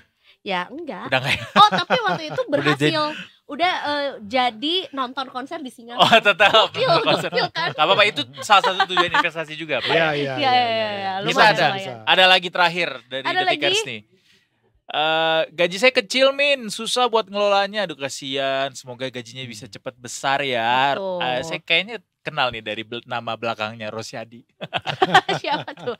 Tapi mungkin bisa mencari source of income yang lebih banyak lagi gitu. Jadi ukuran kecil atau besar itu biasanya relatif. Oh iya juga ya. Anda agak kurang bersyukur ya Rosyadi.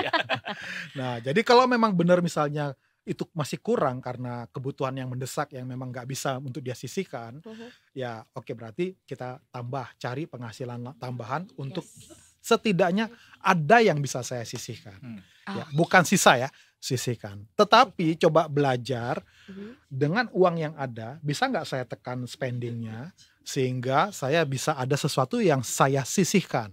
Tapi sekali lagi bukan dari sisa. Coba belajar dari penghasilan, saya sisihkan berapa persen, baru sisanya untuk membayar kebutuhan bulanan yang lain. Seberapa kecil pun nilainya it matters ya Pak. Betul. Kecil, konsisten. Betul. Di momen itu Tuhan akan melihat kayak, wah ini dia niatnya bagus banget gitu. Nanti akan kutambahkan rezekiku padamu. Betul. Siapapun yang bersyukur pasti akan ditambahkan. Masya Allah, amin. Bersyukur guys, bersyukur. Emang begitu ada. Biar ditambahin nikmatnya. Betul. Itu ada tertulis di surat. Kayaknya hadis. Oh, hadis. Ya tahu aku. Pokoknya aku pernah denger aja. Oke. Ada lagi? Udah cukup ya? Abis minggu depan nanti ada Pak Firman lagi, nanti kita bikin lagi testimoni dari Detikers juga biar kita bisa interaktif di sini ya. Terima kasih anyway buat Detikers semua yang sudah komen dan juga nge-share tipsnya. Sorry banget kalau ada yang belum di-share ke kita belum kita bacain ya. Karena waktu juga yang memisahkan kita. Tapi berarti ditunggu lagi dong nanti dari Detik Finance juga untuk bikin interaksi kayak tadi lagi. Iya, pasti. Saling sharing dan sebetulnya mana-mana aja yang udah diterapin tuh tipsnya sama Detikers juga bisa ditangkapi juga sama Pak Firman juga di sini. Seru. Terima kasih banyak. Makasih Mas Edo. Terima kasih Pak Firman sudah sharing sama kita. Kita pamit dulu Detikers karena udah jam 6 lewat juga nih. Pak Firman mau lanjut kerja lagi juga. Betul, lanjut dan kerja kita juga akan foto keluarga ya. Oh iya benar. Mumpung kita juga. Iya ya, biru ya. Matchingnya sematching mungkin soalnya. Tapi kita bukan gemoy oke gas ya. Bukan. Udah lewat momennya ya. Kita cuma emang lagi memanifestasi supaya besok langit Jakarta sebiru ini. Biru. Langit biru. Awan putih. Eduard Rosimarangir pamit. Sama Fira pamit. Pak Firman pamit dan juga semua kru yang bertugas hari ini juga pamit. Terima kasih Detikers. Besok kita jumpa lagi di Detik Sore. Gak cuma hore-hore. Bye everyone.